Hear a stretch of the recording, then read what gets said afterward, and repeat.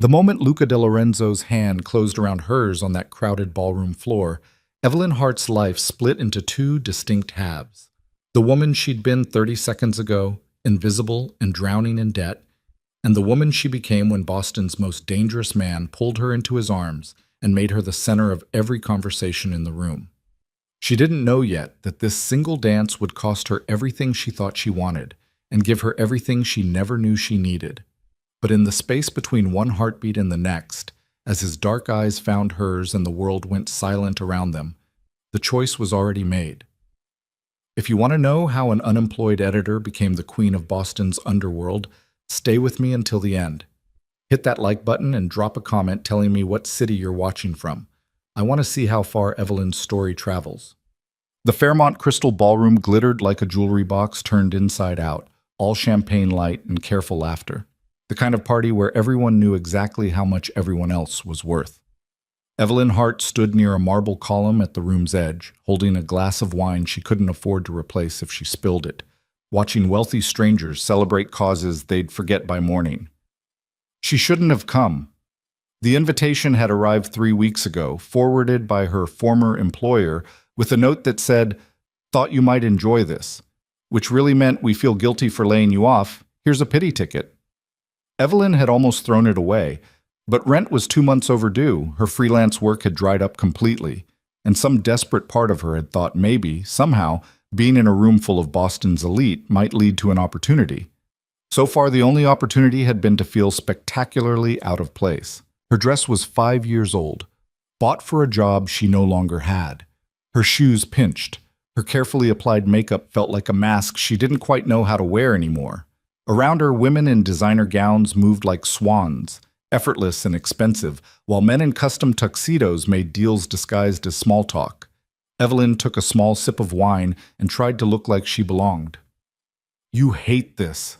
The voice came from directly beside her, low and certain. She turned, startled, and found herself looking up at a man who made the rest of the room seem suddenly less impressive. He was tall, dark-haired, probably in his late 30s, with the kind of face that would photograph well, but felt almost dangerous in person. Sharp cheekbones, strong jaw, eyes so dark they were nearly black, watching her with an attention that made her skin prickle. He wore his tuxedo like armor, perfectly tailored, utterly controlled. Everything about him suggested power held carefully in check. "Excuse me?" Evelyn managed. "This party." His mouth curved slightly, not quite a smile. "You hate it. You've been standing here for 20 minutes looking like you're calculating the exact moment you can leave without being rude." Evelyn felt her cheeks warm. "I wasn't—" "You were." Now he did smile, and the effect was startling. It softened nothing, but it made him suddenly, intensely human. "It's all right. Most people here are performing. You're just honest about your discomfort." She didn't know what to say to that. Around them, conversations continued, but Evelyn had the strangest sense that the quality of attention in the room had shifted, as though people were watching them without appearing to watch them. Luca de Lorenzo. He extended his hand. Evelyn recognized the name immediately. Everyone in Boston did. The de Lorenzos had been part of the city's fabric for generations. Old money, older power. The kind of family that appeared in society pages and whispered rumors in equal measure. She'd read articles about Luca specifically: philanthropist, real estate developer, patron of the arts. Also, investigated but never charged, connected to organized crime, dangerous to cross. The contradiction stood in front of her, offering his hand. "Evelyn Hart," she said, and shook it. His grip was warm, firm, brief. "What brings you here tonight, Evelyn Hart?" The honest answer, unemployment and desperation, seemed too raw. "Curiosity," she said instead. "About?" "How the other half lives." Something flickered in his expression, gone too quickly to read. "And what have you learned?" "That champagne tastes the same whether you can afford it or not." This time his laugh was genuine, a low sound that seemed to surprise him as much as it surprised her. Several heads turned. Evelyn saw a woman in emerald green staring at them with undisguised shock. "Dance with me," Luca said. It wasn't quite a question. Evelyn's first instinct was to refuse. She didn't know this man, She knew of him, which was arguably worse. Everything about him suggested complications she couldn't afford. But his hand was already extended again, patient, and something in his expression made her curious. Not just about him, about herself, about what it would feel like to say yes to something unexpected. "All right," she heard herself say. The moment her fingers touched his palm, the room's energy shifted completely. Luca led her onto the dance floor with the easy confidence of someone who'd never been refused anything. Other couples moved aside without seeming to move, creating space. Evelyn was acutely aware of eyes following them, whispers starting at the room's edges. "Everyone's staring," she murmured as he pulled her into position. "Yes." His hand settled at her waist, warm through the thin fabric of her dress. "Does that not bother you?" "I stopped caring what strangers think a long time ago." He began to move, and she followed automatically, muscle memory from dance classes she'd taken in college. "Does it bother you?" "I don't know yet." They turned smoothly, and Evelyn caught a glimpse of their reflection in the ballroom's mirrored wall, her pale and uncertain, him dark and controlled, the contrast almost stark. "You're a good dancer," Luca said. "So are you." "My mother insisted. She believed certain skills were necessary for maintaining appearances." His tone went dry on the last word. "And are they?" "Useful, occasionally." "Necessary?" He spun her gently, brought her back. "Nothing is necessary except what you choose to make necessary." Evelyn looked up at him, trying to read his expression. "That sounds like a philosophy." "It's experience." The music swelled around them. Something classical and old-fashioned, the kind of song that made Evelyn think of movies about people whose lives were nothing like hers. Except right now, dancing with a man who might be dangerous, wearing a dress she couldn't afford to replace, she felt like she'd stepped into someone else's story. "What do you do, Evelyn Hart?" Luca asked. The question she'd been dreading. "I'm between positions at the moment." "What did you do before you were between positions?" "I was an editor. Books, mostly literary fiction." She paused. "Before that, I wanted to be a writer." "Wanted to be? Past tense?" Evelyn felt something twist in her chest. Practical tense. "Writing doesn't pay rent." "Nothing worth doing pays rent immediately." His hand tightened slightly at her waist, keeping her close as they turned. "What kind of stories did you want to write?" No one had asked her that in years. The question caught her off guard, made her honest. Complicated ones. About people who make difficult choices. About the distance between who we are and who we pretend to be. Luca was quiet for a moment, his expression unreadable. Then, "Those sound like stories worth reading." "They sound like stories that don't sell." "Perhaps you were showing them to the wrong audience." Before Evelyn could respond, a man in a navy tuxedo appeared at Luca's shoulder, leaning in to murmur something too quiet to hear. Luca's expression didn't change, but Evelyn felt him go very still. "Excuse me one moment," he said, releasing her with obvious reluctance. He stepped aside with the other man, their heads bent together in conversation. Evelyn stood awkwardly at the dance floor's edge, suddenly aware again of being watched. A blonde woman in diamonds caught her eye and looked away quickly, as though Evelyn had done something scandalous just by existing. When Luca returned, less than 2 minutes later, something in him had shifted. He looked the same, moved the same, but Evelyn had the distinct impression of walls going up behind his eyes.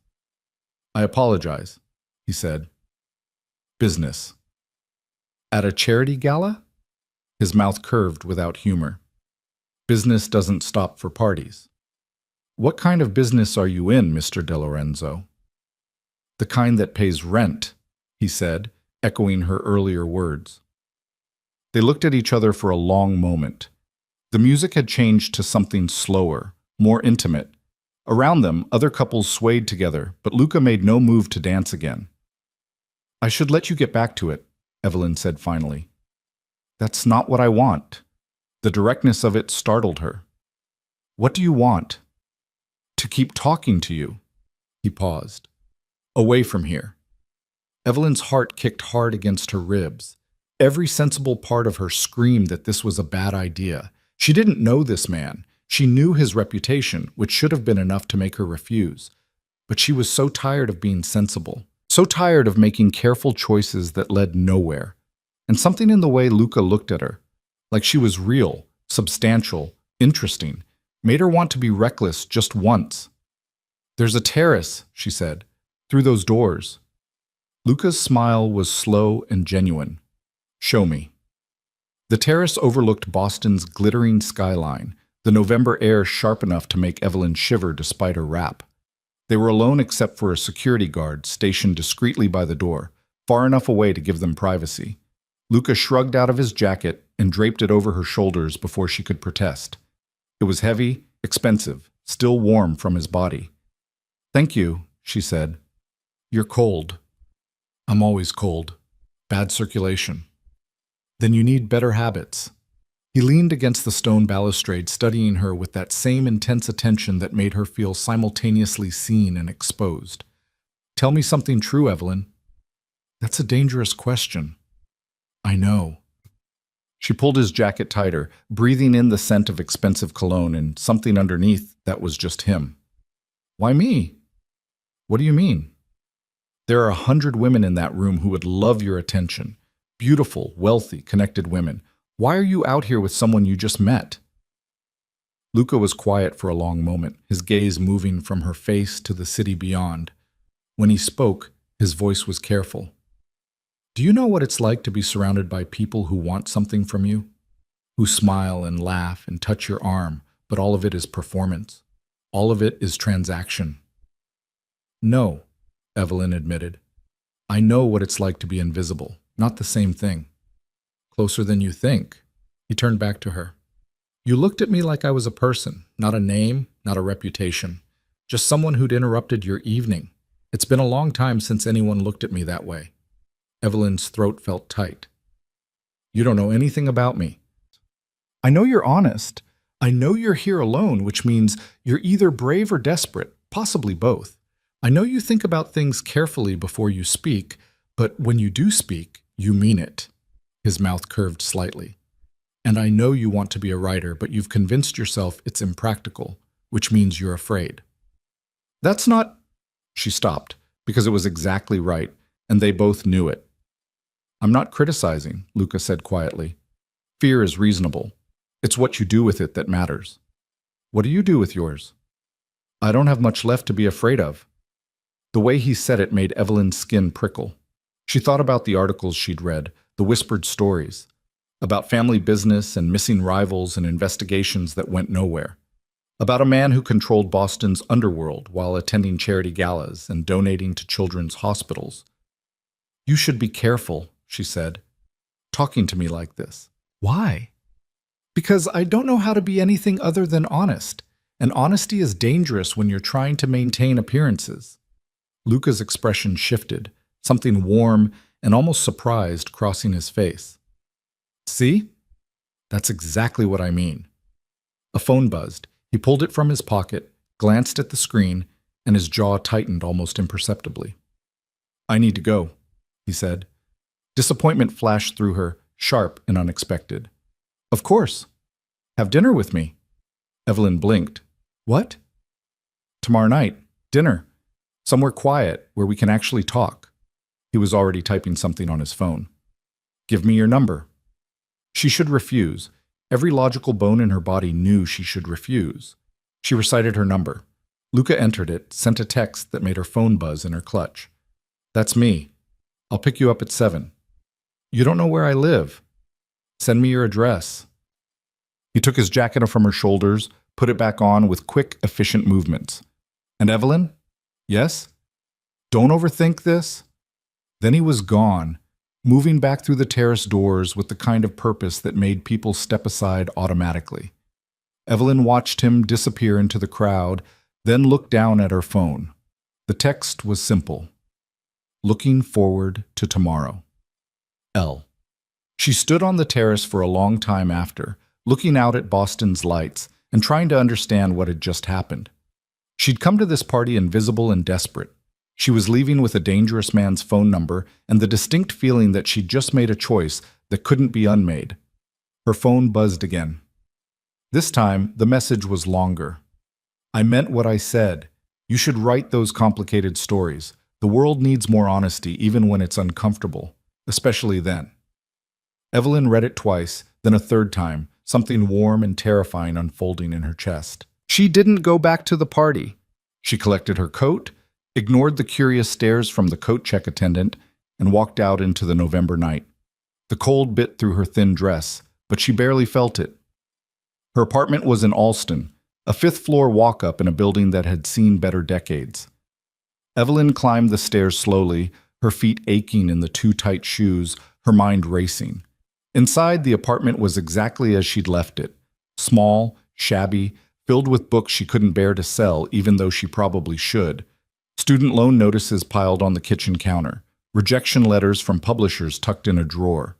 The laptop where she occasionally still tried to write, late at night when she couldn't sleep. Evidence of a life that wasn't working. Evelyn kicked off her shoes, changed into pajamas, made tea she didn't drink. Then she sat on her second-hand couch and pulled out her phone. She should cancel. Text Luca. God, she was already thinking of him as Luca. And tell him she'd made a mistake. That dinner was a bad idea. That she appreciated the conversation, but she wasn't looking for complications. Instead, she opened her laptop. The document was titled Unfinished, a novel she'd been working on 5 years ago, before the practicalities of life had convinced her to give up. She read the first chapter, cringing at the rough prose but remembering the feeling of writing it, the electricity of creation, the sense of building something true. The world needs more honesty, even when it's uncomfortable. Evelyn's fingers found the keyboard. She wrote for 3 hours straight, barely aware of time passing, until her tea was cold and the sky outside was starting to lighten. When she finally stopped, she had 4 new pages, rough, imperfect, but alive in a way nothing else in her life felt alive. She saved the document, closed the laptop, picked up her phone. The text she sent was simple. My address is 47 Harvard Avenue, apartment 5B. See you at 7. His response came 30 seconds later. Sleep well, Evelyn. She didn't sleep well. She barely slept at all. But when she finally dozed off around 5 in the morning, she dreamed of dancing in a ballroom that had no walls, just endless space, and a dark-eyed man who held her like she was something precious and dangerous and worth the risk. The next day crawled by in a haze of anxiety and anticipation. Evelyn tried to work. She had a freelance copy editing job due by the end of the week. But she couldn't focus. She read the same paragraph 7 times without retaining a word. At 3 o'clock, she gave up and started getting ready. By 6:30, she'd changed outfits 4 times and was seriously considering canceling. Her best dress, a simple black sheath that had cost half a paycheck 2 years ago, looked worn in the afternoon light. Her makeup felt too heavy, then too light. Her hair wouldn't cooperate. She was a nervous wreck, which was ridiculous. This was just dinner.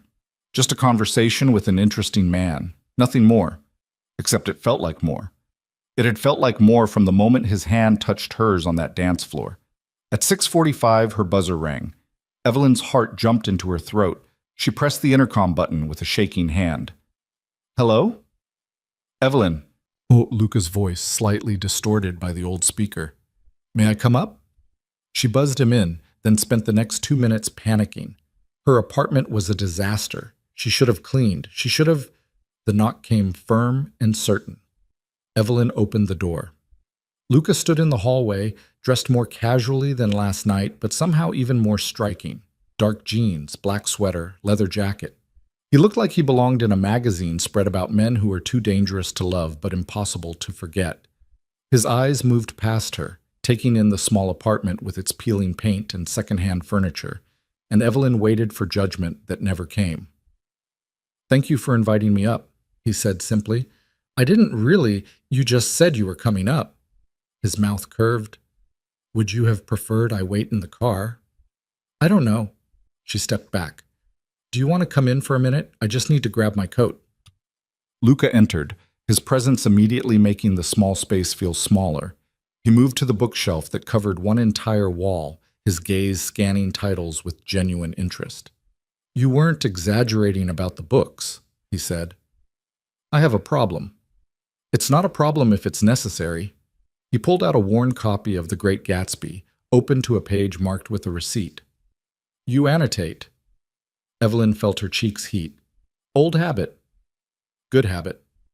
He read something she'd written in the margin, his expression thoughtful. You see connections most people miss. Or I overthink simple sentences. There's no such thing as a simple sentence in Fitzgerald. He slid the book back carefully, exactly where it had been. Ready? Evelyn grabbed her coat, her only good coat, really, and followed him down the narrow stairs. A black car waited at the curb, idling quietly.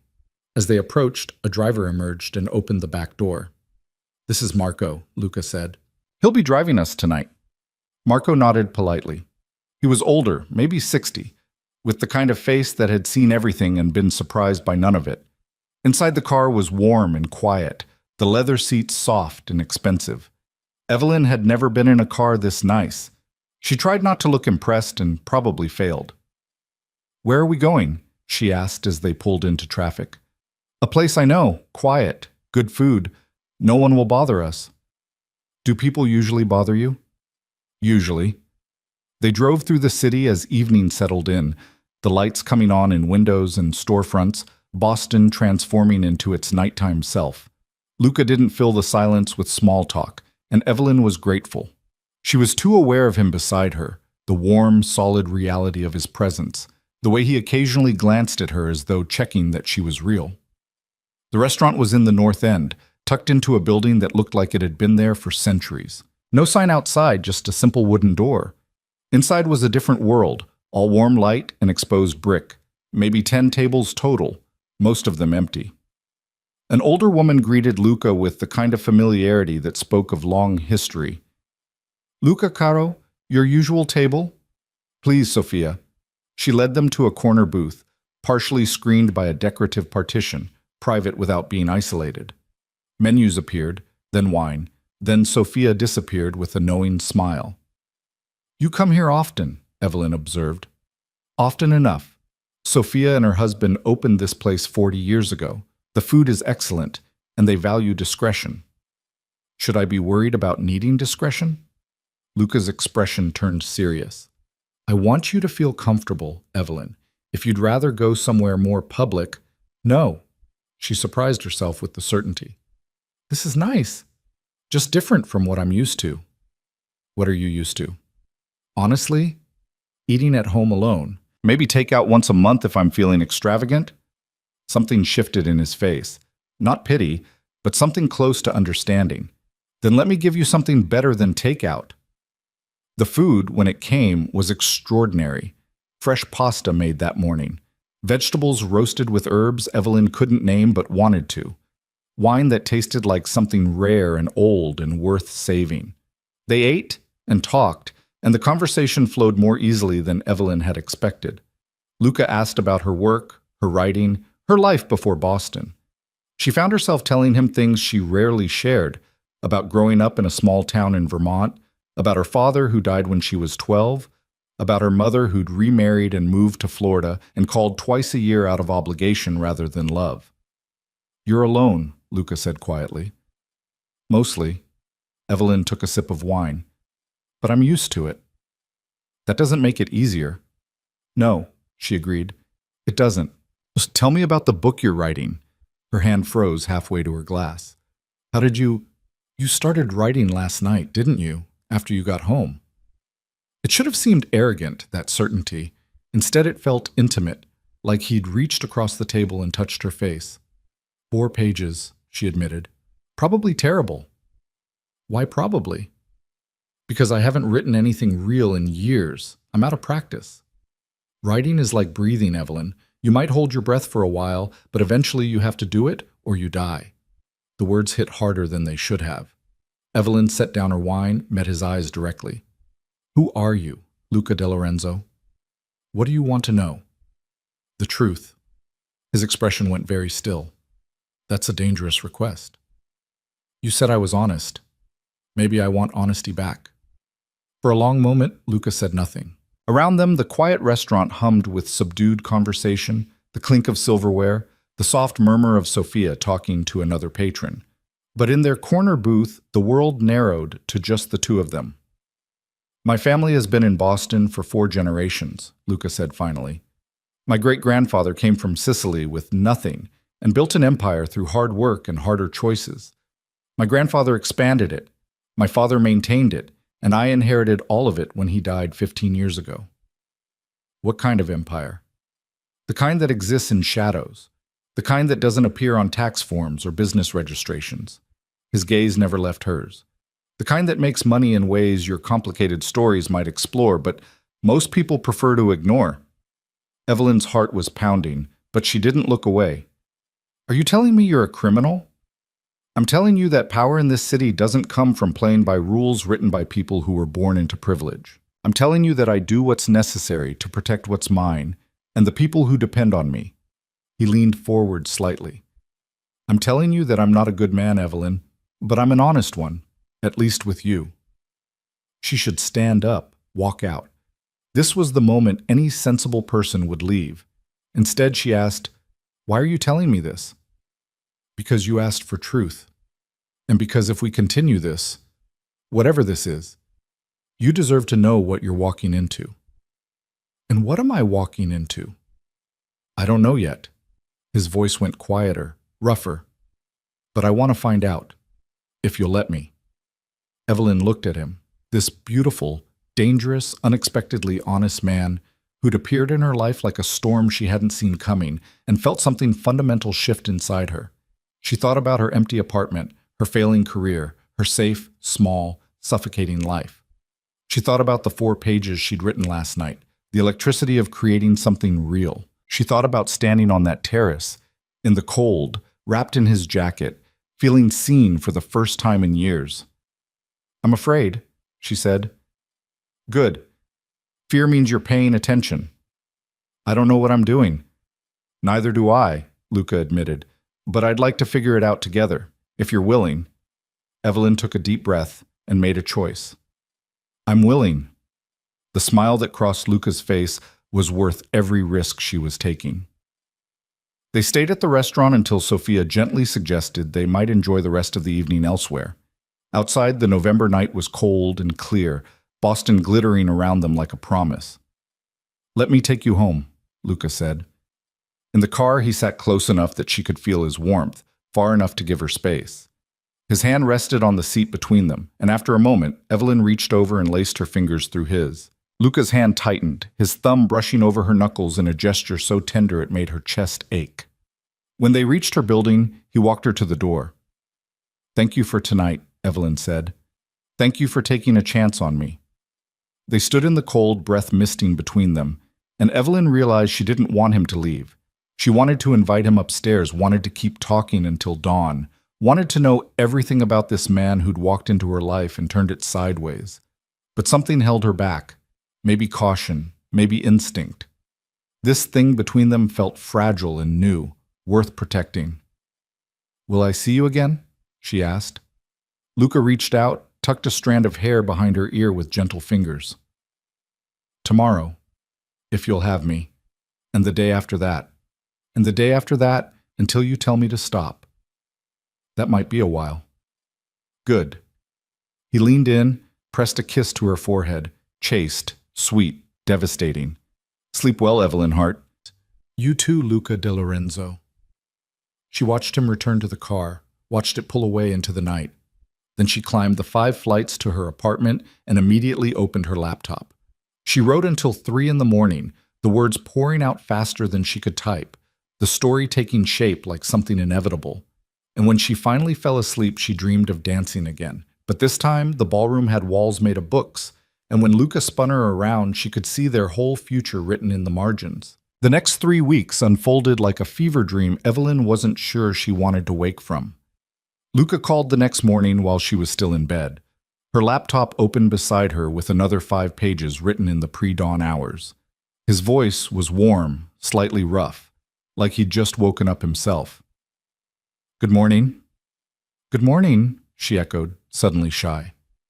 "I was thinking about you." "Were you?" "I was thinking about how you annotate books, how you see connections other people miss." A pause. "I was thinking I'd like to see you today." Evelyn's heart did something complicated in her chest. "I have work, freelance editing due by Friday." "Tonight, then. Let me make you dinner." "You cook?" I do many things that might surprise you. She could hear the smile in his voice. Say yes, Evelyn. She should maintain boundaries, create space, protect herself from moving too fast into something that already felt too big to control. Yes, she said. He picked her up at 7 in the same black car, but this time he directed Marco to the south end, to a brownstone that looked like it had been standing since Boston was young. Inside, the apartment was nothing like Evelyn had expected. No ostentatious displays of wealth, no cold minimalism. Instead, it felt lived in, warm. Books on shelves, art on walls that looked collected rather than purchased, a kitchen that showed signs of actual use. You seem surprised, Luca said, watching her take it in. I expected something different. More stereotypically criminal?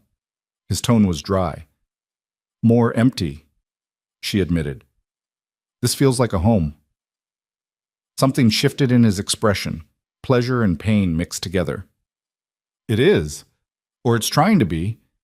He cooked pasta from scratch, his hands confident and practiced, and Evelyn sat at the kitchen island drinking wine and asking questions she probably shouldn't ask. Where did you learn to cook? My grandmother. She believed a man who couldn't feed himself was only half alive. What else did she believe? That family was everything, that loyalty was currency, that the world was divided into people you protected and people you didn't trust. He glanced up from chopping garlic. She was complicated. Like your stories? Exactly like my stories. They ate at a small table by the window overlooking the street, and the conversation flowed the way it had the night before. Easy, deep, punctuated by silences that felt comfortable rather than awkward. Luca asked about her writing, and Evelyn found herself telling him about the novel, about the characters taking shape, about the fear that she'd forgotten how to do this. You haven't forgotten, Luca said. You just convinced yourself it didn't matter. There's a difference. How do you know?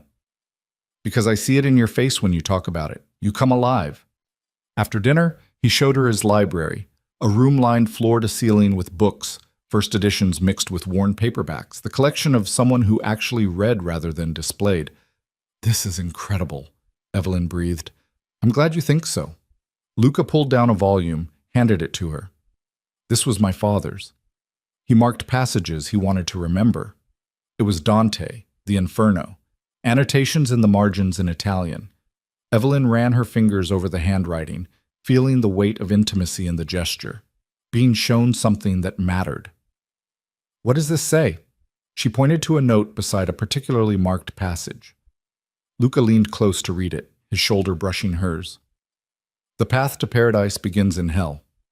He was quiet for a moment. He wrote that 6 months before he died. How did he die? A heart attack, officially. Luca took the book back, returned it to its place with careful hands. Really, the weight of choices he couldn't undo. Evelyn wanted to ask more, but something in his posture suggested the topic was closed. Instead, she said, "Thank you for showing me this. Thank you for wanting to see it." When he took her home that night, he walked her upstairs to her door, kissed her forehead again, still chaste, still devastating, and left her aching for more. The pattern repeated. Dinner the next night and the night after that. Long conversations that stretched past midnight. Luca showing her pieces of his life. The restaurant where his grandfather used to meet associates. The church where his mother was buried. The boxing gym where he went to think when the weight of business got too heavy.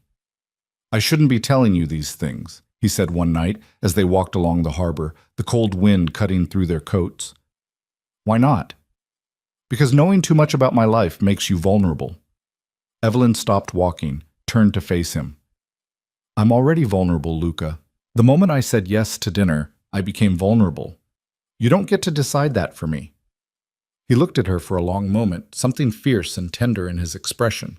Then he pulled her close and kissed her properly for the first time, deep and claiming and absolutely certain, his hands framing her face like she was something precious. When they broke apart, both breathing hard, Evelyn's world had tilted again. I've wanted to do that since the moment I saw you at that party, Luca said roughly. What took you so long? I was trying to be a gentleman. Maybe I don't want a gentleman. His laugh was low and surprised. Careful what you wish for, Evelyn Hart. But despite the kiss, despite the heat building between them, Luca never pushed for more. He never invited himself into her apartment, never suggested she stay at his place. It should have been frustrating. Instead, it made Evelyn want him more. This man who could have anything he wanted but chose restraint, chose to let her set the pace. 2 weeks in, she realized she was falling in love with him.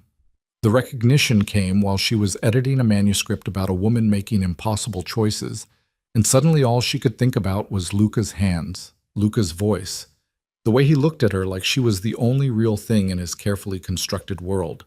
It terrified her. That night, when he called, because he called every night now, just to hear her voice before sleep, she almost told him, almost said the words that were building pressure in her chest.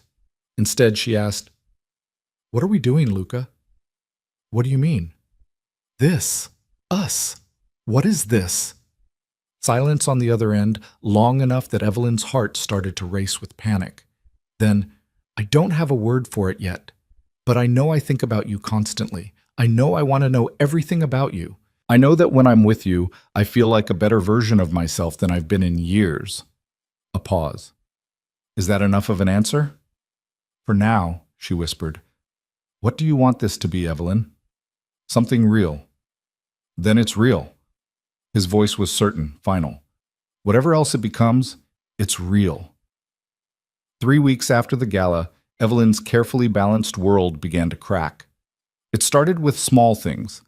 A black car parked outside her building that she didn't recognize. The sense of being watched when she went to the coffee shop. A man in a suit who seemed to follow her for 3 blocks before disappearing. She told herself it was paranoia, stress, the natural anxiety of being involved with someone like Luca. She didn't mention it to him. Then Marco appeared at her door on a Thursday afternoon. "Miss Hart." He was polite, professional, but there was tension in his shoulders. "Mr. De Lorenzo asked me to bring you to him." Evelyn's stomach dropped. "Is something wrong?" "He'll explain, please. It's important." The drive took them to a building she'd never seen before, industrial and anonymous, in a part of the city Evelyn didn't recognize. Marco led her through a side entrance, up a service elevator, into a hallway that smelled like concrete and old metal. Luca was in what looked like an office, standing by a window with his phone pressed to his ear. When he saw her, relief flashed across his face so intensely it was almost painful to witness. He ended the call mid-sentence. "Evelyn, thank God." "What's going on?" Marco said. "Come here." He crossed the room in 3 strides, pulled her into his arms, and held her so tightly she could barely breathe. "Are you all right? Did anyone approach you today? Follow you?" "I don't... What?" "Luca, you're scaring me." He pulled back enough to look at her face, his hands on her shoulders. "Someone has been watching you, taking pictures. I need to know if anyone tried to talk to you, threatened you." "No, no one." Evelyn's heart was hammering. "Why would someone be watching me?" Luca's jaw tightened. "Because of me. Because being seen with me makes you a target for people who want to hurt me." The reality of what he was saying settled over her like ice water. She'd known abstractly that Luca's life was dangerous, that his business existed in shadows. But knowing it and feeling it were completely different things. "Who's watching me?" "A rival family, the Castellanos.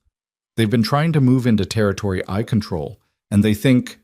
He stopped, his expression going dark. "They think you're leverage." Evelyn pulled away from his grip, needing space to think. "Leverage. Something they can use against me, someone I care about." "And do you? Care about me?" "Evelyn, because if I'm just another piece on your chessboard, Luca, I need to know now." He looked like she'd slapped him. "Is that what you think this is?" "I don't know what this is. 3 weeks ago I was nobody, invisible, drowning in debt. Then you appeared and everything changed, and it's been wonderful and terrifying, and now I'm being followed by criminals because I'm leverage." "You're not leverage." Luca's voice cut through her spiral, sharp and certain. "You're the first thing I've cared about in years that isn't obligation or strategy. You're the reason I've started thinking about what I want instead of just what I have to do. And yes, that makes you vulnerable, and I hate that, but don't you dare reduce yourself to a piece on a board." Evelyn stared at him, breathing hard, emotions churning too fast to sort. "I'm sorry," Luca said more quietly. "I should have told you this could happen. I should have protected you better. This is my fault. What happens now? Now I make sure you're safe. I've already tripled security on your building. Marco will drive you anywhere you need to go. And I've sent a message to the Castellanos that touching you would be the last mistake they ever make. You're talking about violence. I'm talking about protection. It's the same thing in your world, isn't it?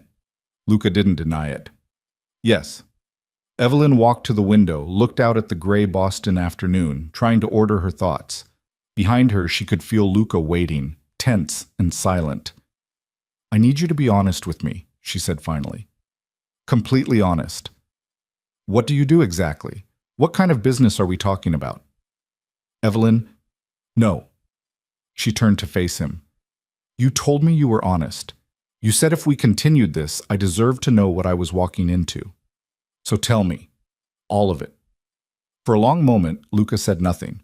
Then he moved to the desk, poured 2 glasses of whiskey from a crystal decanter and handed her one. My family controls most of the organized crime in Boston, he said.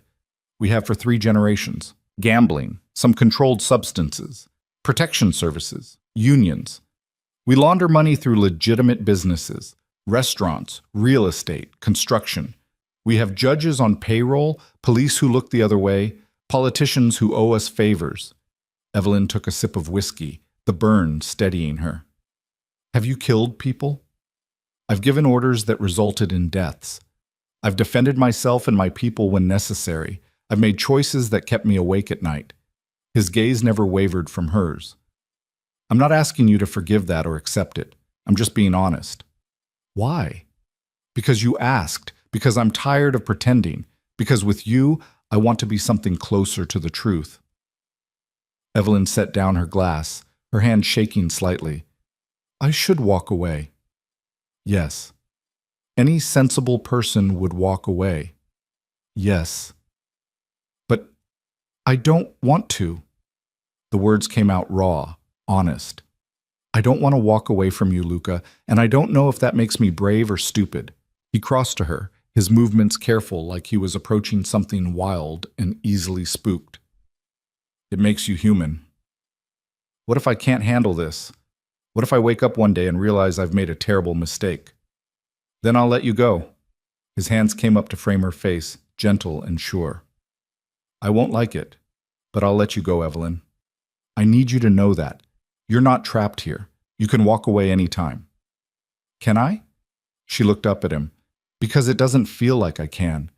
It feels like you've gotten under my skin and into my head, and I don't know how to extract you without tearing myself apart. Luca's expression cracked, something vulnerable and desperate showing through. I feel the same way. So what do? We figure it out together. We take it one day at a time, and I promise you, I will do everything in my power to keep you safe. Evelyn leaned into his touch, let herself be held, let herself stop thinking for just a moment. But even as his arms came around her, she couldn't shake the feeling that safety was an illusion, and that choosing to stay meant choosing danger, permanently and irrevocably. When Marco drove her home that night, there was a second car following them. Security, Luca had said. Protection.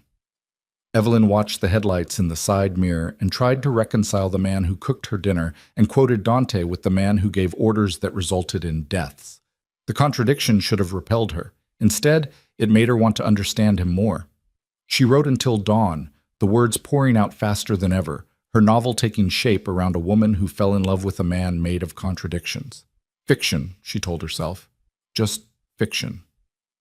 But when Luca called the next morning, his voice warm and slightly rough, asking if she'd slept well, Evelyn knew she was lying to herself. This wasn't fiction.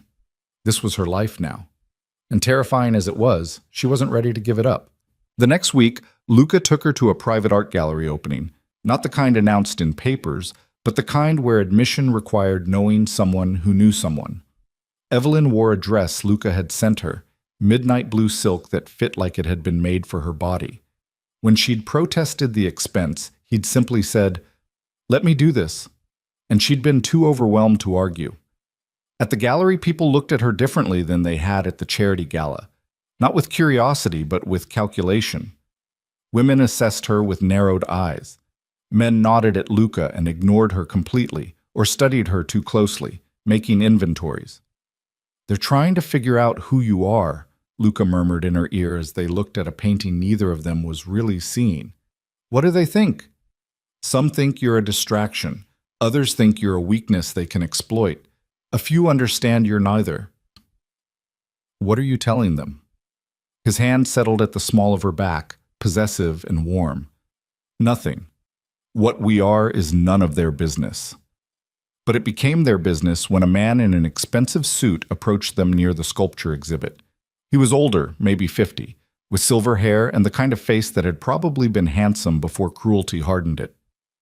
Luca. His smile didn't reach his eyes. I didn't expect to see you here. Vincent. Luca's voice went carefully neutral. I could say the same. Business brings me everywhere these days. Expanding operations, you understand. His gaze shifted to Evelyn, assessing. And who is this lovely creature? Someone you don't need to know. Vincent's smile widened. Protective already? She must be special. She is, which is why this conversation is over. Luca guided Evelyn away, his hand firm at her back, but she could feel the tension radiating through him. Who was that? She asked when they were out of earshot. Vincent Castellano, the man whose family has been watching you. Evelyn's stomach dropped. He's here? Sending a message, letting me know he can get close whenever he wants. Luca, it's fine. We're in public, surrounded by witnesses. He won't try anything here. But his jaw was tight, his eyes scanning the room constantly. They left early, Luca's mood dark and distant during the drive home. When they reached her building, he walked her upstairs, checked her apartment himself. Closets, windows, the fire escape, before seeming to relax slightly. I'm sorry, he said. For what?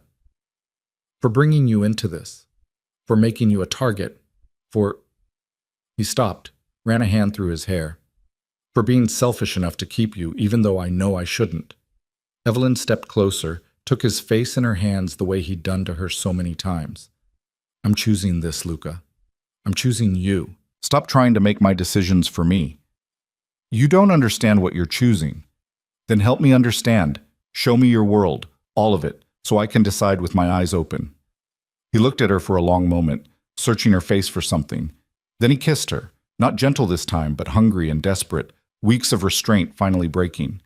Evelyn kissed him back just as fiercely, her hands fisting in his shirt, pulling him closer.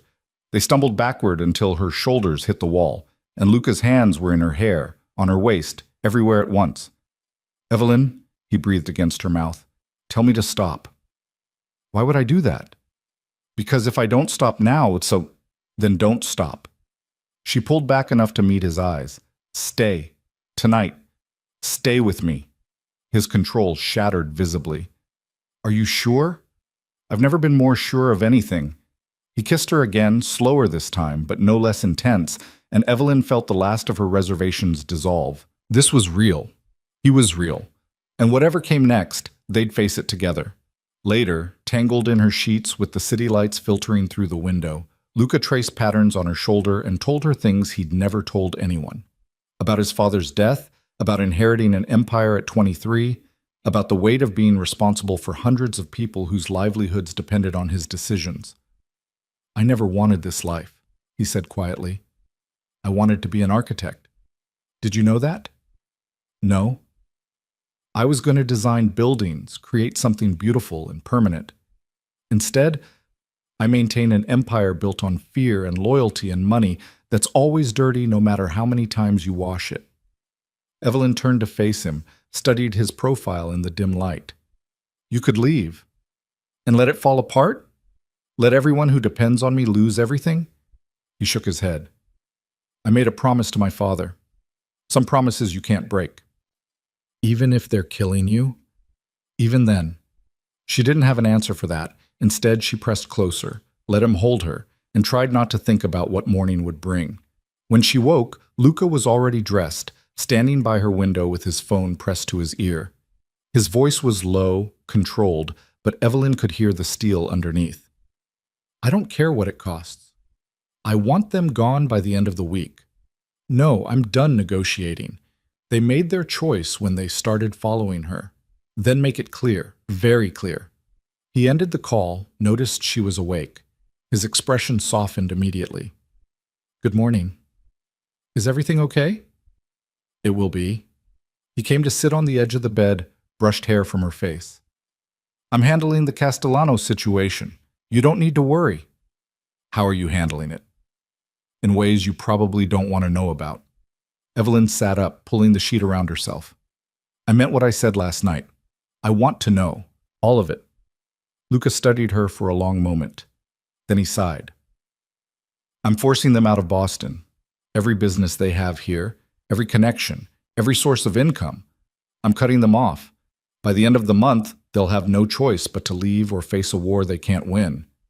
Will they leave? They'll leave. How can you be sure? Because I'm very good at making the alternative worse than compliance. The certainty in his voice should have frightened her. Instead, Evelyn found it almost comforting. This man who would reshape the criminal landscape of an entire city to keep her safe. She was definitely in too deep. I need to tell you something, she said. What? My novel, the one I'm writing. It's about us. Luca's eyebrows rose. Us? Not exactly us, a fictionalized version. A woman who falls in love with a man whose life is built on contradictions. A relationship that shouldn't work but somehow does. She met his eyes. Is that okay? He was quiet for a moment, processing. Then he smiled, a real smile, surprised and genuine. Are you going to make me the villain? I don't know yet. I'm still figuring out if you're the villain or the hero. What if I'm both? Then it'll be a more honest story than most. Luca leaned in, kissed her softly. Write whatever truth you find, Evelyn. I trust you. Those 3 words, I trust you, felt more significant than any declaration of love. In Luca's world, trust was currency, and he'd just given her everything. She kissed him back, pulling him down into the warmth of her bed, and for a little while longer they pretended the outside world didn't exist. But it did exist, and it was about to crash into their carefully constructed bubble in ways neither of them could have anticipated. The crash came on a Tuesday night, exactly 4 weeks and 3 days after Evelyn had first danced with Luca in that glittering ballroom. She was at his place, curled up in his library with her laptop, working on Chapter 12 while he handled business in his office down the hall.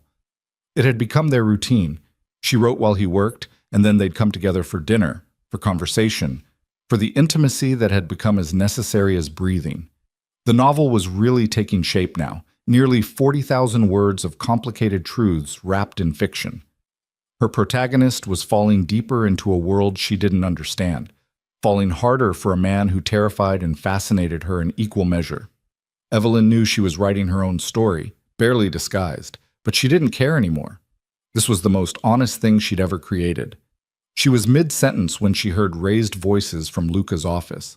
Not unusual, his business often involved heated conversations. But then something shattered, glass breaking, and Luca's voice cut through sharp and dangerous in a way she'd never heard before. Evelyn saved her work and moved quietly toward the office. The door was slightly ajar, and through the gap she could see Luca standing behind his desk, phone pressed to his ear, his free hand braced on the mahogany surface like he needed the support. When? His voice was ice. How many casualties? A pause, his jaw clenching. No, you listen to me. I want every camera feed from that block. I want witnesses found and questioned. I want to know who gave the order, and I want them in front of me by morning. Another pause. I don't care if it's impossible. Make it possible. He ended the call and threw his phone onto the desk with enough force that Evelyn flinched. For a moment he just stood there, breathing hard, his shoulders rigid with barely controlled fury. Then he seemed to sense her presence. His head turned and the look on his face made her heart stop, raw pain mixed with rage. The careful control he always maintained completely stripped away. What happened? Evelyn asked quietly. There was an attack. One of my clubs in Dorchester. Someone threw a Molotov through the window during operating hours.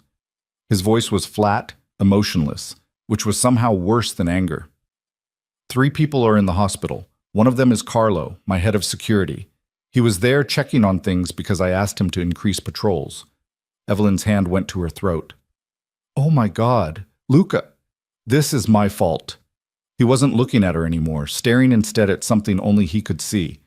I pushed too hard against the Castellanos. I thought I could force them out cleanly, but Vincent doesn't do clean. He does brutal. He does public statements. This was the Castellanos? Who else? Luca's laugh was bitter. He's sending a message, showing me he can hurt my people, destroy my property, and I can't stop him without starting an all-out war. Evelyn moved into the room, her instinct to comfort warring with uncertainty about whether he'd want her near him right now. What are you going to do? What I have to. He finally looked at her, and the coldness in his eyes made her shiver. I'm going to end this. Tonight. Luca, wait. I can't wait, Evelyn. Every hour I wait is another hour Vincent thinks he has leverage. Another hour he might hurt someone else I care about. His gaze intensified. Another hour you're in danger. Me? This wasn't about me. Everything is about you now. Don't you understand? Vincent knows the fastest way to hurt me is through you. The club was just the opening move, a demonstration of what he's willing to do. Evelyn felt cold seep into her bones. What does that mean? It means I need to handle this before it escalates further. Luca was already moving, grabbing his jacket from the back of his chair.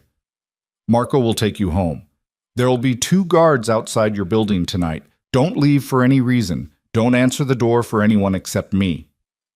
Where are you going? To have a conversation with Vincent Castellano. The way he said conversation made it clear he meant something much more violent. Evelyn grabbed his arm as he moved past her. Don't do this. I have to. No, you don't. You could call the police. The police? Luca's expression would have been funny if it wasn't so devastating. Evelyn, the police can't help me. Half of them are on my payroll, the other half pretend not to see what happens in the shadows. This isn't a world where you call for help. This is a world where you handle your own problems. By doing what? Killing him? Luca didn't answer, which was answer enough. Listen to me. Evelyn moved in front of him, forced him to look at her. I know I don't understand your world. I know I'm naive about how things work in your business. But I know you, Luca. And I know that if you do this, if you kill someone in cold blood, it will change you. It will change us. It's already changed us. His voice was rough.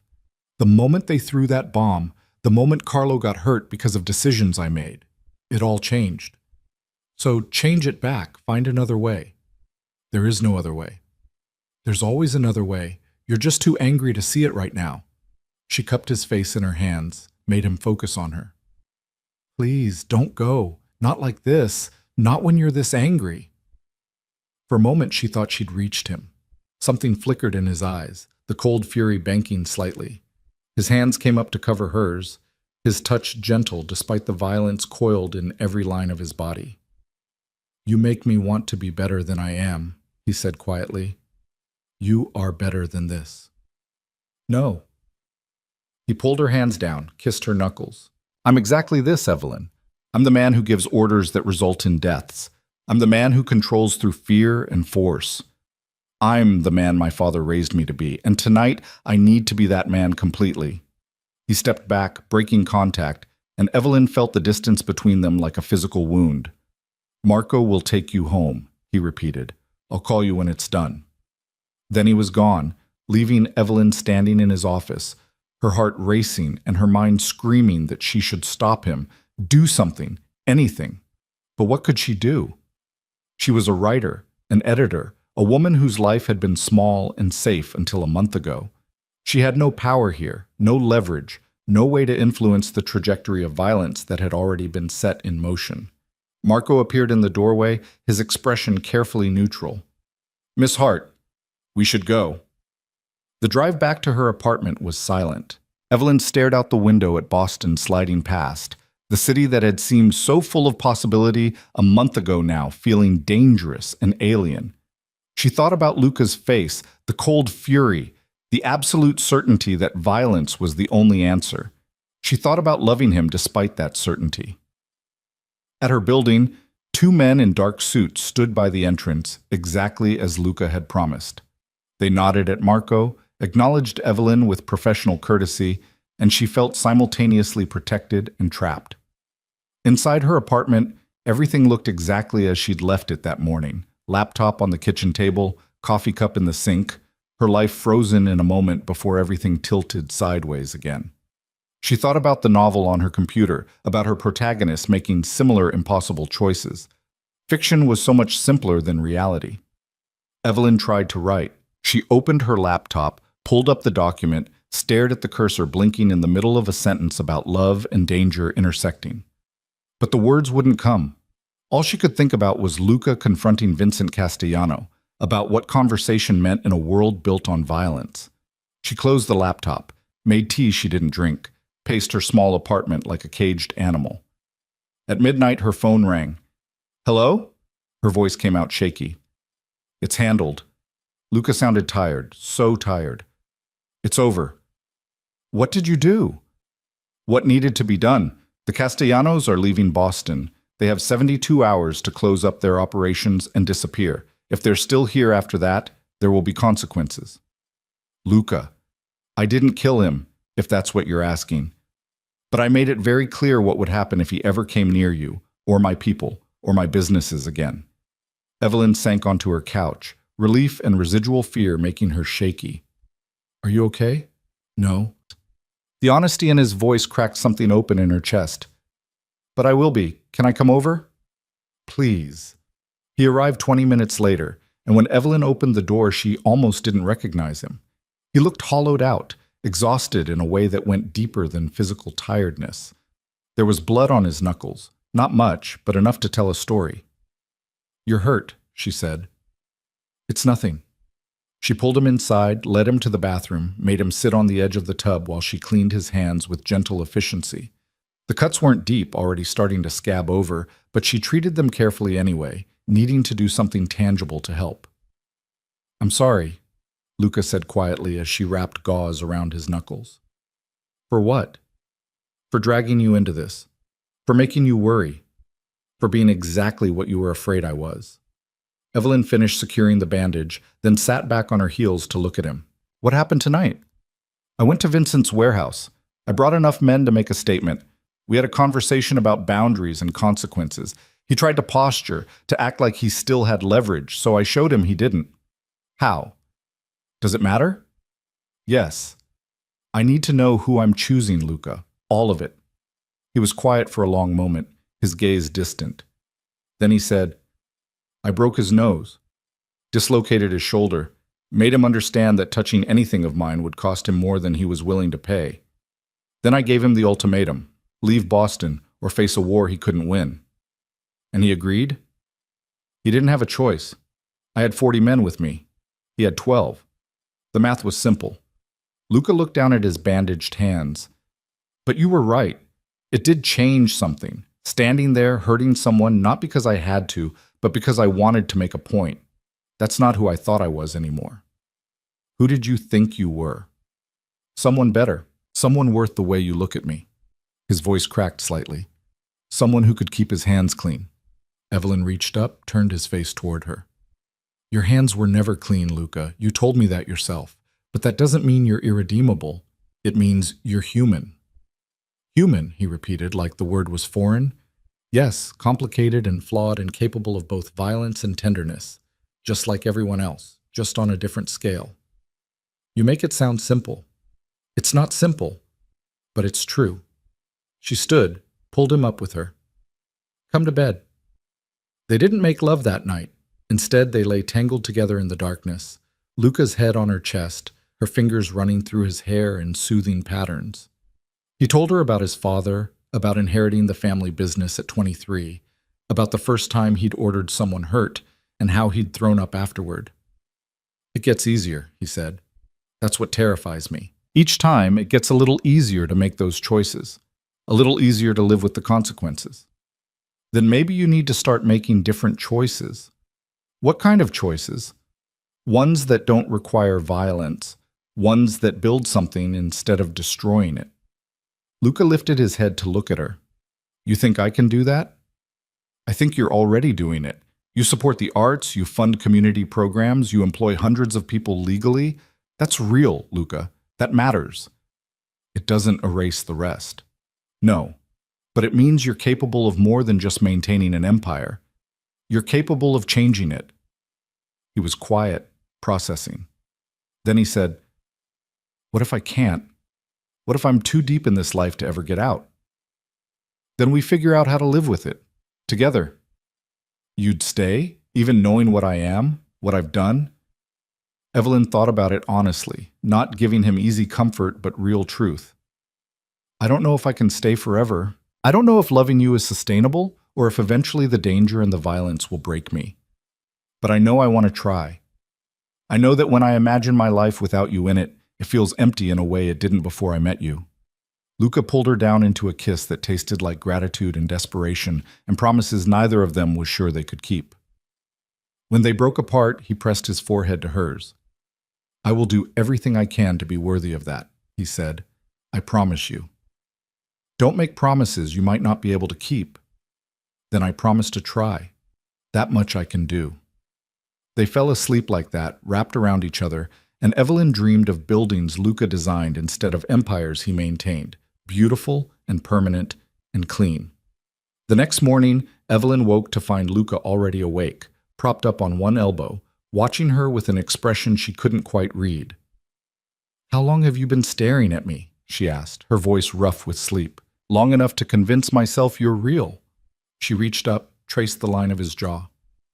"I'm real. I know. It's still hard to believe sometimes."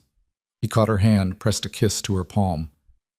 "I've been thinking about what you said last night, about making different choices. And I want to show you something. Today, if you're willing." Evelyn sat up, curious. "Show me what?" "The other side of my life. The part that isn't violence and fear. The part I've been building quietly for years." He smiled slightly. "The part I hope might matter more, eventually." An hour later, they were in Luca's car. He was driving this time, no Marco, just the two of them, heading toward a part of Boston Evelyn didn't know well. The neighborhood was working class, the buildings showing their age. But there was life here, vibrancy in the people on the sidewalks and the small businesses lining the streets. Luca pulled up in front of a community center, newer than the buildings surrounding it, bright and clean and welcoming. "This is one of mine," he said as they got out. "I funded the construction 5 years ago. It offers after-school programs, job training, legal aid services, all free to anyone in the neighborhood." Inside, the center was busy with activity.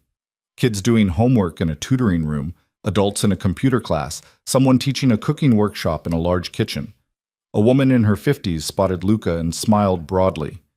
"Mr. De Lorenzo, we weren't expecting you today." "Just showing a friend around, Maria. How are things?"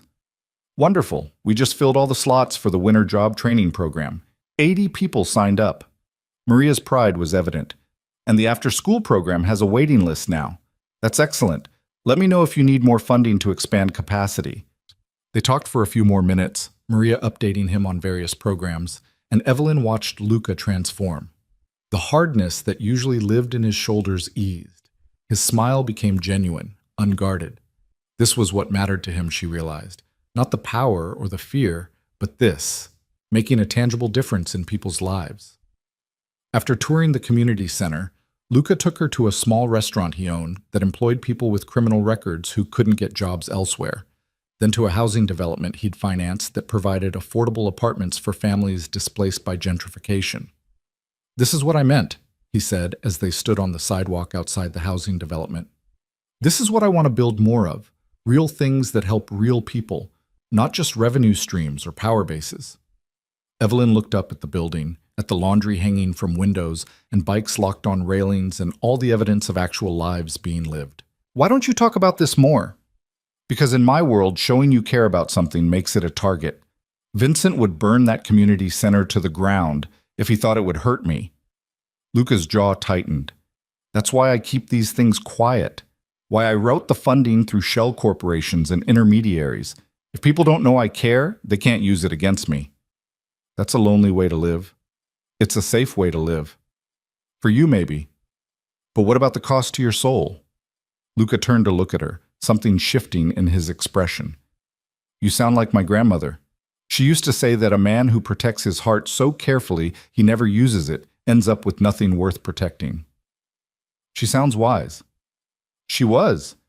She also believed in family above everything, which is how I ended up running an empire I never wanted. He took Evelyn's hand, laced their fingers together. But maybe she'd understand this. Us. Maybe she'd say, some things are worth the risk. They drove back toward his place, the afternoon sun slanting through the windshield, and Evelyn felt something settle in her chest. This was the complexity she'd been trying to understand. Not good or evil. Not hero or villain, but a man trying to build something meaningful in the spaces between violence and obligation. "Thank you for showing me this," she said. "Thank you for wanting to see it." Luca glanced at her. "Most people in my life only care about the power, the connections, what I can do for them. You care about who I actually am. That's rare. You're worth caring about." "Am I?" "Yes. Even when you break someone's nose for making threats. Even when you scare me with how cold you can be. You're still worth it." They spent the rest of the day at his apartment, Evelyn working on her novel while Luca handled business calls that sounded notably less violent than usual. At one point, she overheard him talking about expanding the job training program, about investing in a youth boxing program that could keep kids off the streets. Small changes, maybe. But changes nonetheless. That evening, over dinner that Luca cooked with careful attention, Evelyn asked the question that had been building in her mind all day. "What would it take for you to leave, to actually walk away from the family business?" Luca set down his fork, considered. "I don't know if I can. There are too many people depending on the income streams, too many obligations and debts I've inherited. If I just disappeared, the power vacuum would be catastrophic. But theoretically, if you could." "Theoretically?" He was quiet for a long moment. "I'd need to ensure everyone who depends on me is provided for. I'd need to transition the legitimate businesses to trustworthy hands. I'd need to gradually reduce the illegal operations in a way that doesn't leave my people vulnerable or unemployed." He paused. "It would take years, maybe a decade. But it's possible." "Possible, yes. Probable?" He shook his head. "I don't know, Evelyn. I've been doing this half my life. It's all I know." "You knew how to design buildings once." Luca's smile was bittersweet. "That was a different lifetime." "It doesn't have to be." He reached across the table, took her hand. "Are you asking me to change for you?" "I'm asking if you want to change for yourself. I'm asking if the man who funds community centers and employs people no one else will hire might want something different than maintaining an empire built on fear. And if I said yes, if I said I want to try, then I'd help however I could. You barely know me, Evelyn. We've known each other 5 weeks. That's not enough time to make life-altering decisions." "You're right." She squeezed his hand. "It's not. But it's enough time to know if something is worth pursuing. And this, us, feels worth it to me. Does it feel worth it to you?" Luca looked at her with such intensity, it was almost difficult to hold his gaze. "Yes. God help me. Yes." "Then we have time to figure out the rest." They finished dinner in comfortable silence, and afterward, Luca pulled her onto the couch, into his arms, and they talked late into the night about possibilities neither had allowed themselves to imagine before. About Evelyn's writing career, about Luca's architectural dreams, about a future that might look nothing like their present. It was fantasy, maybe. Wishful thinking. But it felt good to imagine, and that had to count for something. 3 days later, the Castellanos left Boston. Evelyn saw the news in the paper, a brief mention about a prominent family relocating to Miami for business opportunities. No mention of violence, no hint of the confrontation that had precipitated the move. Just a clean exit, exactly as Luca had demanded. When she called to tell him, his relief was palpable, even through the phone. "It's really over?" she asked. "This particular threat?" "Yes. But there will be others, Evelyn. There always are. That's the nature of this life." "I know. And you're still willing to stay?" She thought about it honestly, about the fear and the danger and the very real possibility of more violence down the line. She thought about her quiet life before, her safe choices, her careful distance from anything that might hurt. Then she thought about Luca's hands bandaging her cold fingers with gentle care, about the community center full of people whose lives he'd quietly improved, about the way he looked at her like she was the most real thing in his carefully constructed world. "I'm still willing to try," she said. His exhale sounded like relief and reverence mixed together. "Then come here. Tonight. Let me make you dinner and show you the architectural designs I've been sketching when I can't sleep." "You've been sketching?" "You make me think about things I haven't let myself want in 15 years. So yes, I've been sketching. Terrible amateur sketches, but it feels like breathing after holding my breath too long." Evelyn smiled, warmth spreading through her chest. "I'll be there in an hour." She spent those precious 60 minutes finishing a chapter, one where her protagonist made the choice to stay, to fight for something complicated and dangerous and absolutely worth it. The words came easily now, flowing like truth she was finally brave enough to tell. When Marco picked her up, when she arrived at Luca's door, when he pulled her inside and kissed her like she was oxygen, all of it felt right in a way nothing in her life had felt right before. They looked at his sketches spread across the dining table, rough drawings of buildings with clean lines and thoughtful spaces, and Evelyn saw the ghost of the man he might have been if life had gone differently. "These are beautiful," she said. "They're dreams. Dreams can become real if you work for them." Luca pulled her close, rested his chin on top of her head. "Maybe. With you here, maybe I can believe that." And standing there in his arms, surrounded by evidence of possible futures, Evelyn let herself believe it too. The next 8 weeks passed in a rhythm that felt almost normal, though Evelyn knew better than to trust the calm. She and Luca fell into patterns that blurred the lines between her life and his until she couldn't remember where one ended and the other began. She kept her apartment but rarely slept there. Most nights found her at Luca's place, writing in his library while he worked, their separate tasks creating a comfortable parallel existence that merged when the work was done. Her novel was nearly finished now, 70,000 words of complicated truth disguised as fiction, and her agent, secured through a connection Luca had quietly arranged, was already excited about the manuscript. "You didn't have to do that," Evelyn had said when Luca admitted he'd made an introduction. "I wanted to. Your writing deserves to be seen." He'd smiled at her surprise. "Besides, I'm selfish. The sooner you're published, the sooner I can tell people my girlfriend is a novelist." Girlfriend. The word had settled over her like a warm coat, comfortable and claiming in equal measure. But comfortable didn't mean easy. Luca's world kept intruding in ways both small and significant. The security detail that followed her everywhere. The careful way Luca's associates treated her, like she was something precious and potentially dangerous. The nights when he came home late with tension in his shoulders and blood on his clothes that he pretended she didn't notice. They didn't talk about those nights. Evelyn wasn't sure if that was healthy or cowardly, but she let it slide because Luca was changing in other ways that mattered more. He was investing more in the legitimate businesses, pulling back from some of the darker operations. Not quickly, not completely, but steadily, like a ship turning slowly to avoid a reef. It was progress. It had to be enough. Then came the night that shattered their fragile equilibrium completely.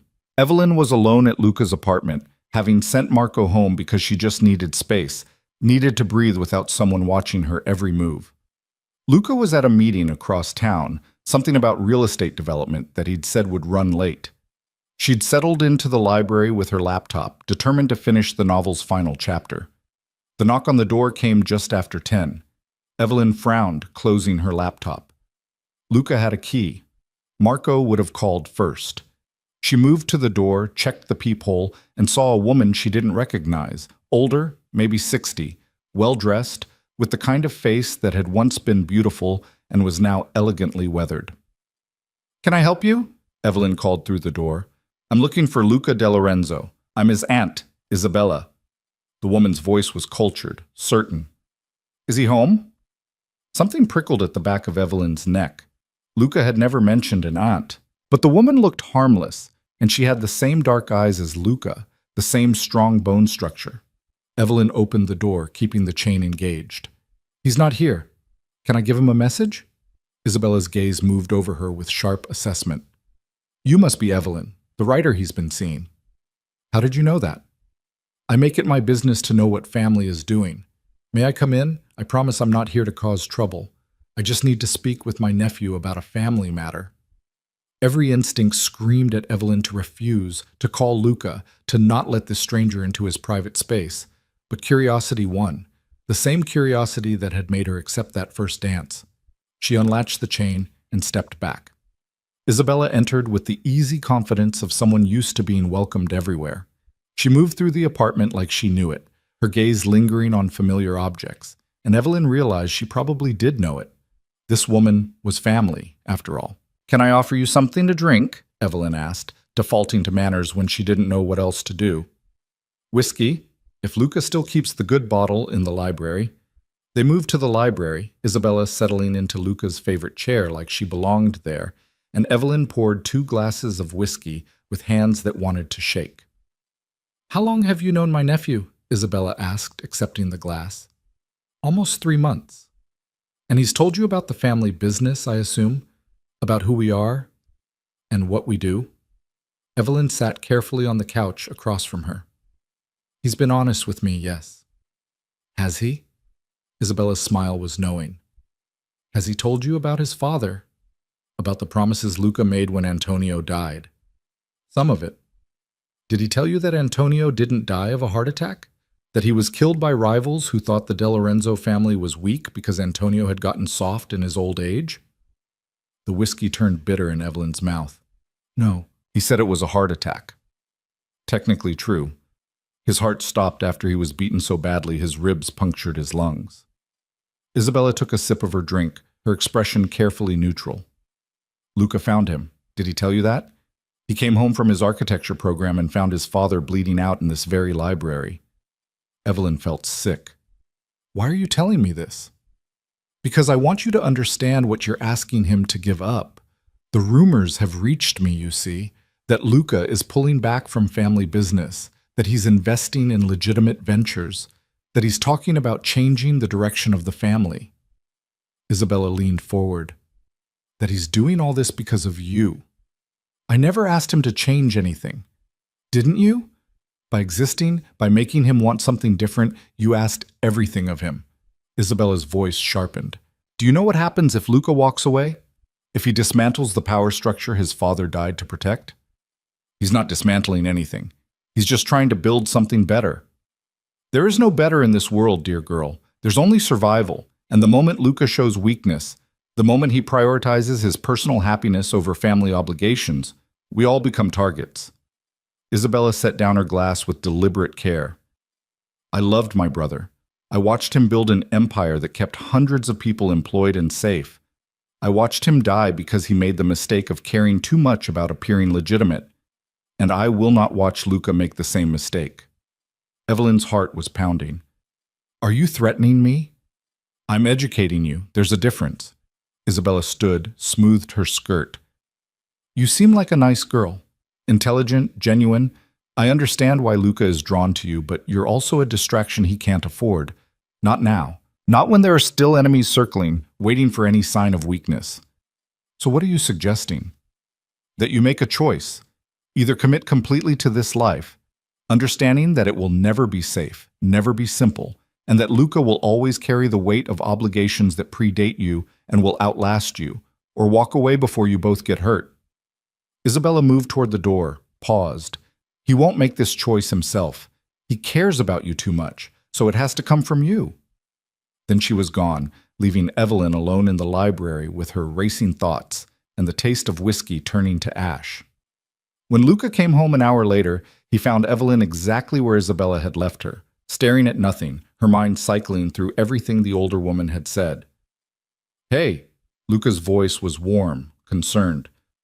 "I tried calling. Why didn't you answer?" "Your aunt was here." He went very still. "What?" "Isabella. She said she was your aunt. She wanted to talk to you about family business, but she talked to me instead." Luca's expression transformed, warmth draining into something cold and furious. "What did she say to you?" "The truth, apparently. About your father, about how he really died." Evelyn looked up at him. "Why didn't you tell me?"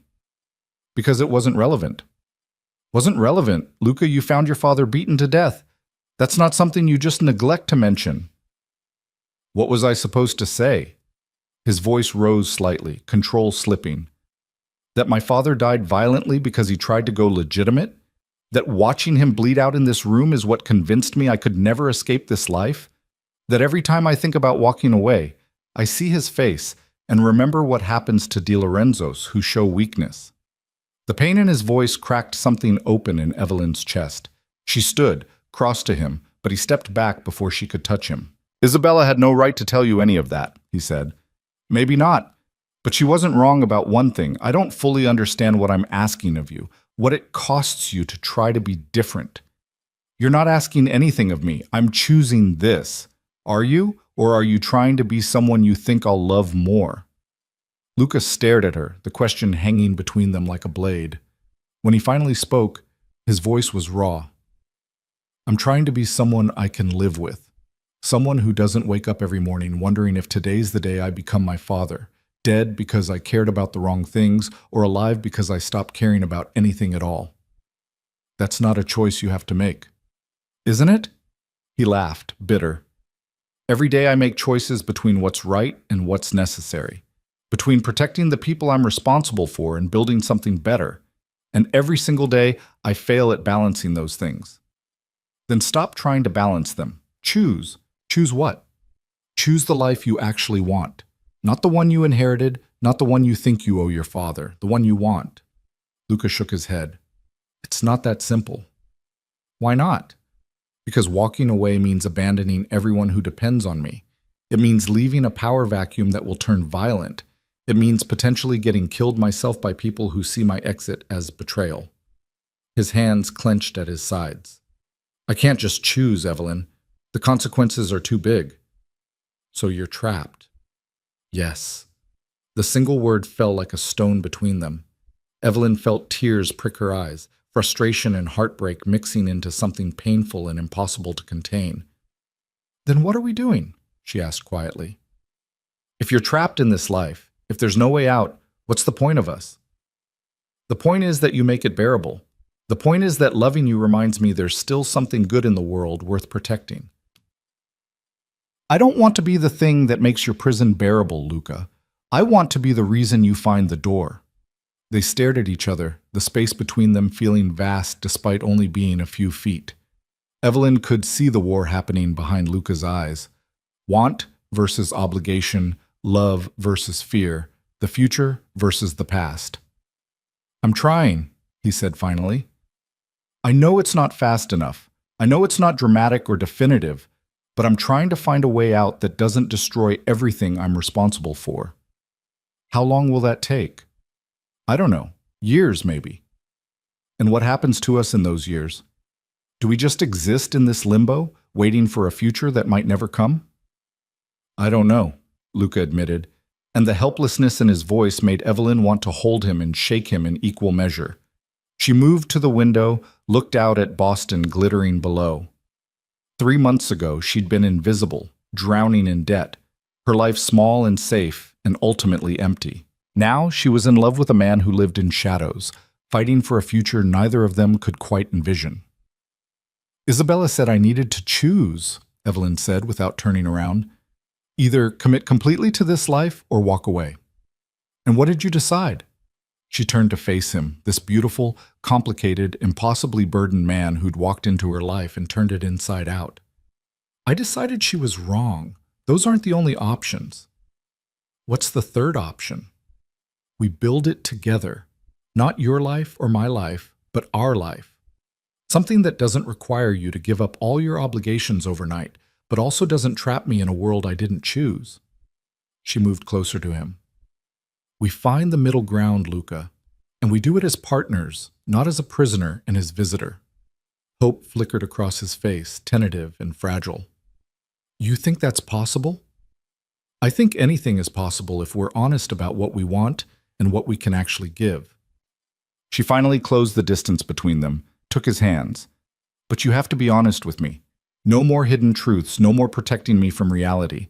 If we're going to do this, I need to know everything. Luca pulled her into his arms, held her so tightly she could barely breathe. Everything, he agreed. I promise. They stood like that for a long time, holding each other in the library where Luca's father had died, where the weight of legacy and obligation was almost visible in the air. When they finally pulled apart, Luca took her hand and led her to the couch. "Ask me anything," he said. "Everything you want to know, everything I should have told you. I'll answer honestly." So Evelyn asked about his father's death, about the empire he'd inherited, about the violence he'd committed and ordered, about the people he'd hurt and the choices that kept him awake at night, about his fears and his hopes and the dreams he'd buried so deep he'd almost forgotten they existed. And Luca answered, all of it. The ugly truths and the complicated realities and the human cost of power maintained through fear. He told her about the first time he'd killed someone, in self-defense, but it still haunted him. About the money laundering operations he was gradually shutting down. About the legitimate businesses he was expanding, trying to create enough legal income to eventually support everyone on the payroll. "It's like turning a ship," he said. "You can't just spin the wheel hard and hope for the best. You have to turn gradually, carefully, or everyone goes overboard." "How long will it take to complete the turn?" 5 years, maybe. If everything goes perfectly, which it won't. "And in 5 years, what will your life look like?" Luca considered, his thumb tracing circles on the back of her hand. "Ideally, mostly legitimate businesses. Enough legal income to support everyone. Maybe some security consulting work for the people who are too deep in the old life to transition completely. Nothing that requires violence or looking over my shoulder constantly. And what about us? What do we look like in 5 years?" He met her eyes directly. "Married, if you'll have me. Living somewhere quieter than this, maybe with a dog and a garden and the space to breathe without constantly calculating threats." His voice softened. "Maybe with you published and successful, writing the complicated stories only you can tell. Maybe with me designing buildings again, something small to start, but real." The vision he painted was so clear, so achingly hopeful, that Evelyn felt tears slip down her cheeks. "That sounds nice," she whispered. "It does, doesn't it?" Luca wiped her tears with gentle thumbs. "The question is whether you can wait 5 years for it, whether you can handle the mess between now and then." Evelyn thought about it seriously, weighing her own capacity for patience against the reality of loving someone whose life was measured in threats and obligations and gradual change. "I can't promise I'll make it 5 years," she said honestly, "but I can promise to try. One day at a time, one choice at a time, as long as you keep being honest with me." "I can do that. And as long as you actually move toward that future, not just talk about it." "I'm already moving toward it, Evelyn. Slowly but steadily. You've made me believe it's possible."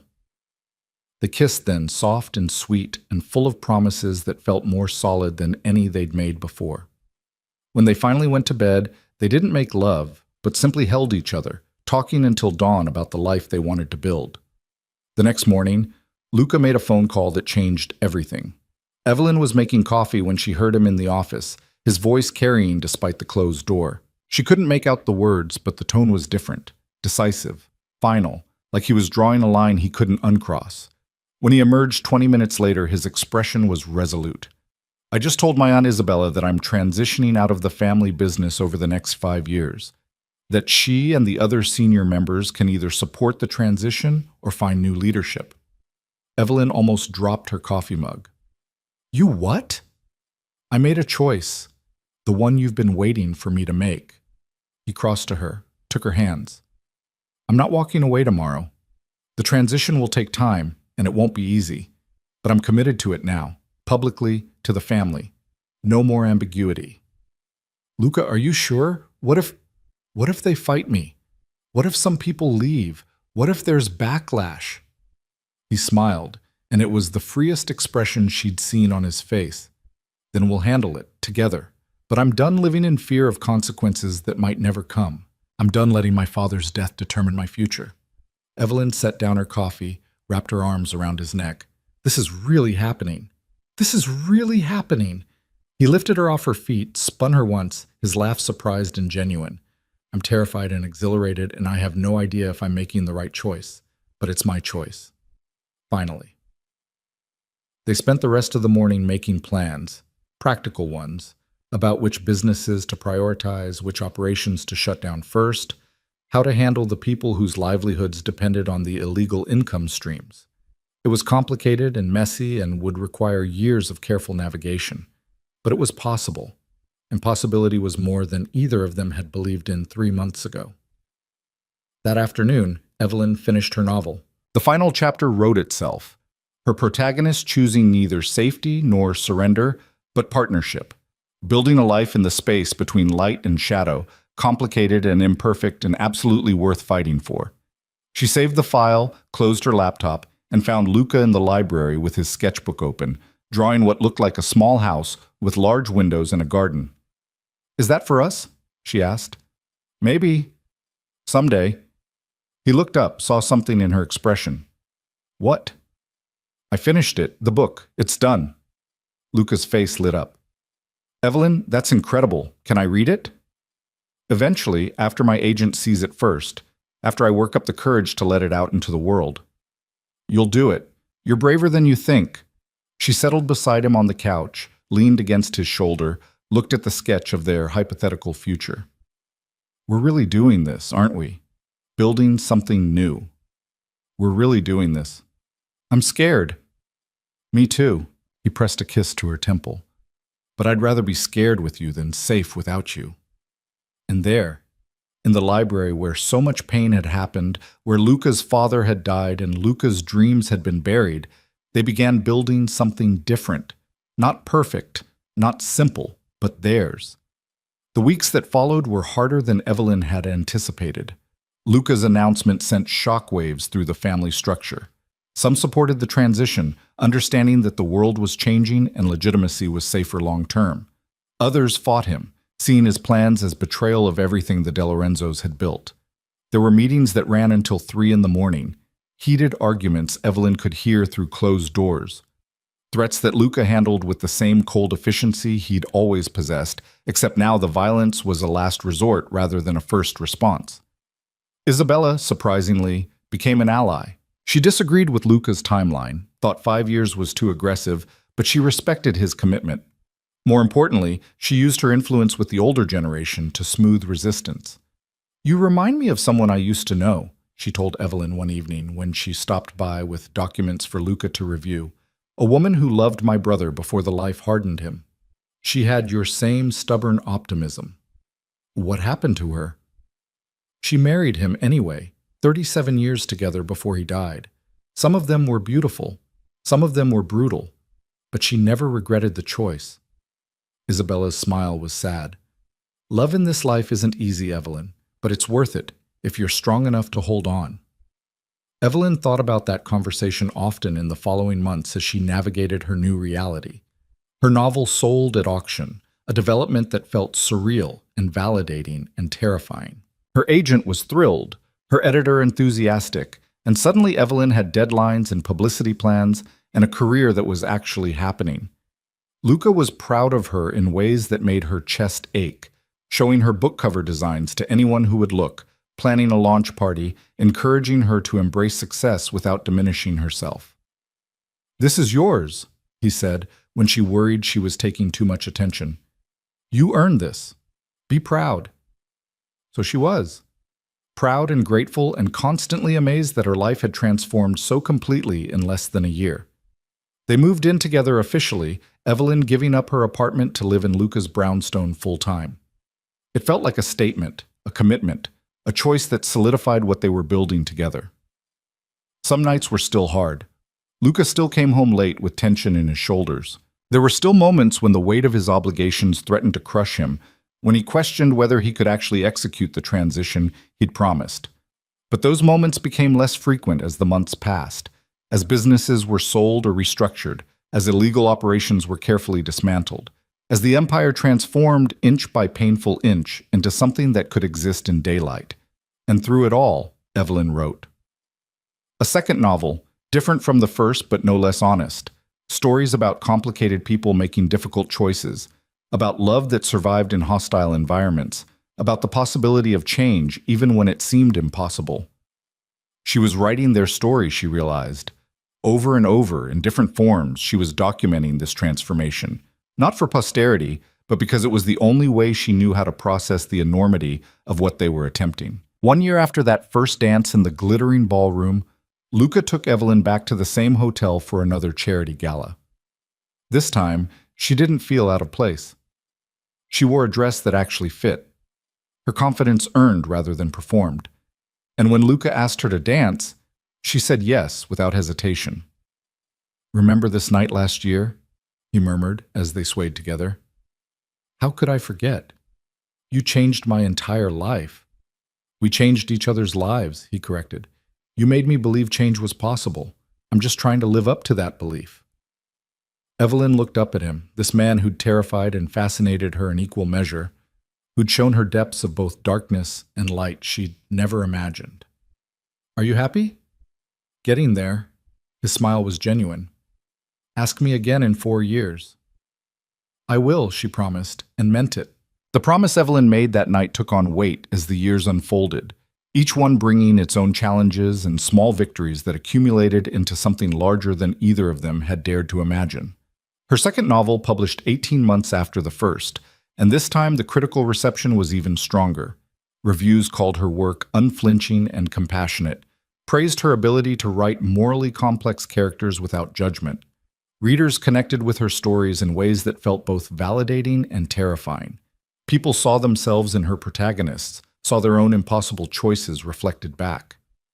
Luca attended every reading, every book event, standing at the back of crowded bookstores with unmistakable pride on his face. He never drew attention to himself, never leveraged his connections to promote her work, understanding instinctively that this success needed to be purely hers. "You're glowing," he said after one particularly well-attended signing in Cambridge. "I'm exhausted," Evelyn corrected, but she was smiling as she said it. "Exhausted and glowing. It's a good look on you." He took her hand as they walked to the car, Marco waiting patiently at the curb. "Your mother called today, by the way." Evelyn's smile faded. Her mother had been a complicated presence in her life since the books were published. Proud but bewildered, supportive but unable to understand why Evelyn wrote such dark stories, why she'd chosen to stay with a man whose reputation preceded him. "What did she want?" "To tell me she's reading your second book. She said it's making her think about her own choices differently." Luca's expression was carefully neutral. "She also asked if we were planning to visit Florida anytime soon." "Are we?" "Only if you want to." Evelyn thought about it. About the mother who'd remarried and moved away, who called twice a year out of obligation but was trying, in her own awkward way, to bridge the distance. "Maybe next month, brief visit." "I'll arrange it." He squeezed her hand. "Family is complicated, but it's worth the effort, even when it's uncomfortable." The irony wasn't lost on Evelyn. Luca, who'd spent years managing a criminal family, giving her advice about navigating normal familial relationships. But he was right. Complicated didn't mean hopeless. They made the trip to Florida 3 weeks later, a long weekend that was exactly as awkward as Evelyn had anticipated. Her mother fussed over Luca, clearly charmed by his manners and slightly intimidated by his presence. Her stepfather was polite but distant, uncertain how to relate to either of them. But there were moments of genuine connection too. Her mother reading passages from the novel aloud, asking questions about the characters' motivations. Luca and her stepfather discovering a shared love of fishing, spending an afternoon on a charter boat while Evelyn and her mother talked on the beach. "You seem happy," her mother said, watching Evelyn watch Luca on the distant boat. "I am." "Even with everything? Even knowing what his life is like?" Evelyn considered her answer carefully. "His life is changing. We're changing it together. It's not perfect, and it's not fast, but it's real." Her mother was quiet for a long moment. "I was wrong about you, you know. When you were younger, I thought you were too cautious, too afraid to take risks, but you're braver than I ever was." The admission surprised Evelyn enough that she turned to look at her mother directly. "What do you mean?" "I played it safe my whole life. Safe choices, safe relationships, safe everything. And I ended up with a safe, small life that I'm not sure I even recognize anymore." She gestured toward the water. "You chose something difficult and complicated, and you're building something real from it. That takes courage I never had." Evelyn felt tears prick her eyes. "Thank you for saying that. Thank you for showing me it's possible." They flew back to Boston the next day, and Evelyn felt something settle in her chest. Not resolution exactly, but acceptance. Her relationship with her mother would always be complicated, but complicated didn't mean broken. The pattern held true for so much of her life now. Complicated but functional. Difficult, but worth it. Luca's transition continued, slower than he'd hoped, but steadier than anyone had expected. By the third year, nearly 60% of the family's income came from legitimate sources. The construction company was thriving. The restaurants were expanding. The real estate portfolio was impressive and entirely legal. The remaining 40% was harder. Some operations couldn't be easily dismantled without leaving people vulnerable. Some associates couldn't transition to legitimate work, their skills too specialized or their records too problematic. Luca spent countless hours finding solutions, placing people in positions where they could earn legally, setting up retirement packages for those who needed to exit entirely. "I'm playing chess with people's lives," he told Evelyn one night, exhaustion evident in every line of his body. "And I'm terrified I'm going to make a move that ruins someone." "You're doing your best. That's all anyone can ask." "Is it enough?" "I don't know," she admitted, "but it's more than most people would even attempt." There were setbacks. A former associate who couldn't adjust to legitimate work and got arrested for running an independent operation. A business deal that fell through, costing jobs and forcing difficult restructuring. Threats from outside families who saw the De Lorenzo transition as opportunity to move into abandoned territory. Luca handled each crisis with the same careful strategy he'd always employed, but Evelyn could see the toll it took. The weight of responsibility that never quite lifted. The fear that one wrong choice would unravel everything they'd built. She supported him the only way she knew how, by being present, by listening when he needed to talk, by giving him space when he needed to think, by reminding him, on the hardest days, why they were doing this. 4 years, she said one particularly difficult evening when he'd come home late and defeated. "We said 5 years. We're almost there. And if we're not done in 4 years? If it takes longer, then it takes longer. But we keep moving forward. Together." He pulled her close, buried his face in her hair. "I don't deserve you." "You deserve to be happy, Luca. We both do. And we're building that, one impossible day at a time." The breakthrough came in year 4, unexpected and transformative. A former federal prosecutor who'd been investigating the De Lorenzo family for years reached out through intermediaries. She wanted to meet with Luca, off the record, to discuss a possible arrangement. Evelyn was in the room when he took the call, watched his expression shift from suspicion to cautious interest. "What kind of arrangement?" he asked. The answer came through speakerphone, professional and precise. "We've been watching your transition, Mr. De Lorenzo. We're impressed by the progress. If you're willing to provide information about remaining criminal operations, not your own family but the networks you're connected to, we might be able to offer protection and legitimacy in return." "You want me to be an informant?" "We want you to be a partner in dismantling organized crime in Boston. There's a difference." Luca looked at Evelyn, a question in his eyes. She nodded slowly, understanding what he was asking. This was the final door, the one that would close the old life completely and irrevocably. "I need guarantees," Luca said. "For my people, for my family, for everyone who's dependent on the remaining operations. I won't trade their safety for mine." "We can work with that. Let's meet."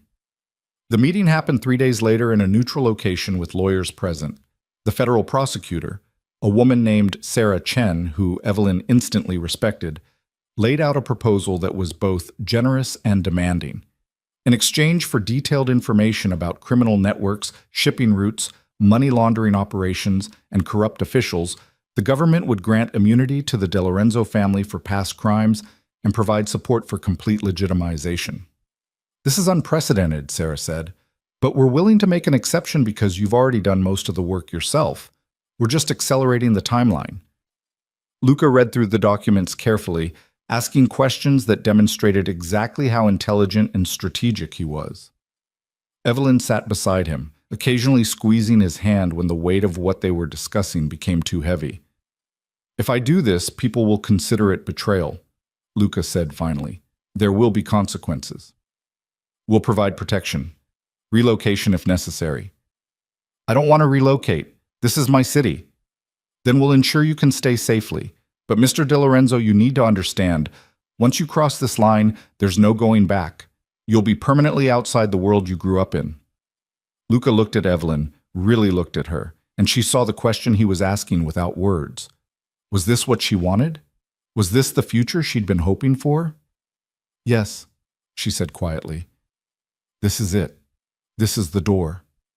He turned back to Sarah Chen. "I need 48 hours to discuss this with my family, to prepare them. Then I'll give you my answer." Those 48 hours were the longest of Evelyn's life. Luca met with Isabella, with his senior associates, with the people whose lives would be most affected by his decision. Some understood, some raged, some simply looked tired, like they'd been waiting for this moment since the transition began. Isabella's response surprised everyone. "Do it," she told Luca in a meeting Evelyn attended at Isabella's insistence. "Your father tried to go legitimate, and it killed him because he did it wrong, too slowly, too visibly, making himself vulnerable without making himself safe. This way, you have protection. This way, you can actually finish what you started." "You're sure?" "I'm old, Luca. I've seen enough violence, enough funerals, enough lives destroyed by this business. If you can end it for our family, if you can give the next generation a choice we never had, then you take that deal." Isabella's expression was fierce. "And you don't look back." The next morning, Luca called Sarah Chen and accepted the deal.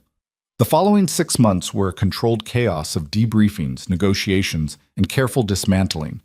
Luca provided information that led to 17 arrests, shut down 3 major trafficking operations, and exposed corruption that had existed for decades. The federal government kept its promises: immunity for the De Lorenzo family, protection during the transition, support for legitimizing the remaining businesses. Evelyn watched Luca transform during those months. The weight he'd carried for 15 years gradually lifted, replaced by something that looked like hope. He smiled more easily, slept better, started sketching buildings again, not just as fantasy but as actual projects he was considering. "I'm thinking about going back to school," he told her one evening as they walked along the harbor, the same route they'd walked the night he first kissed her. "Finishing my architecture degree, maybe starting small, designing community spaces, things that matter." "You should do it." "I'm 42 years old, Evelyn. I'd be the oldest student in every class." "So? You'd also be the most motivated." She squeezed his hand. "Besides, I think Professor De Lorenzo has a nice ring to it."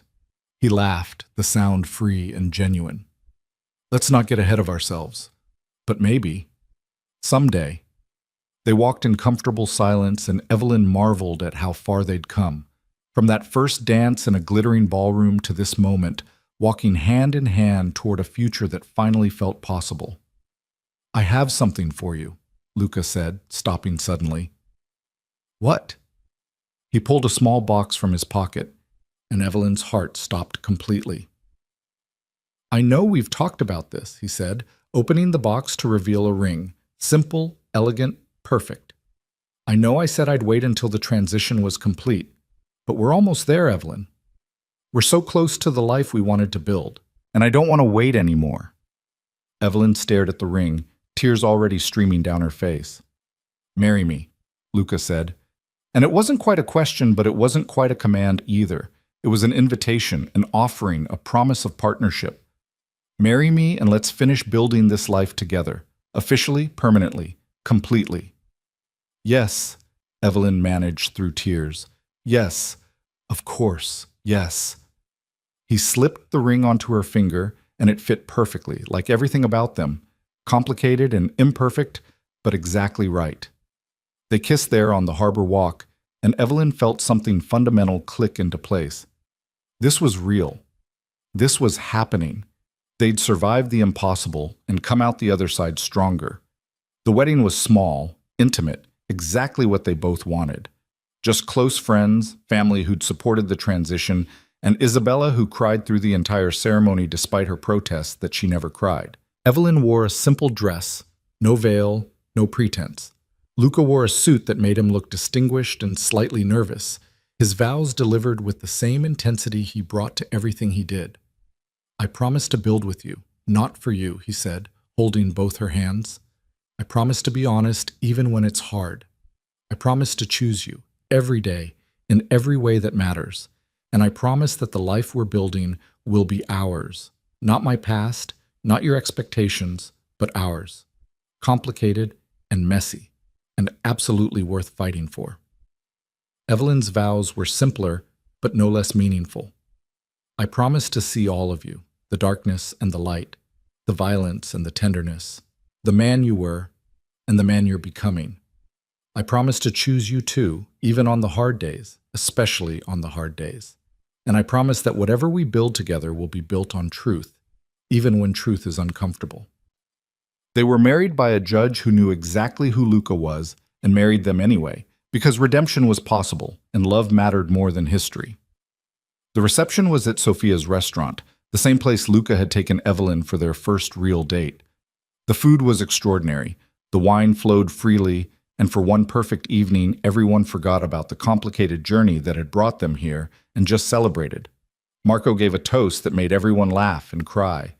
Isabella gave one that was surprisingly sentimental, and Evelyn's editor gave one that praised both her novels and her courage, making Evelyn blush and Luca beam with pride.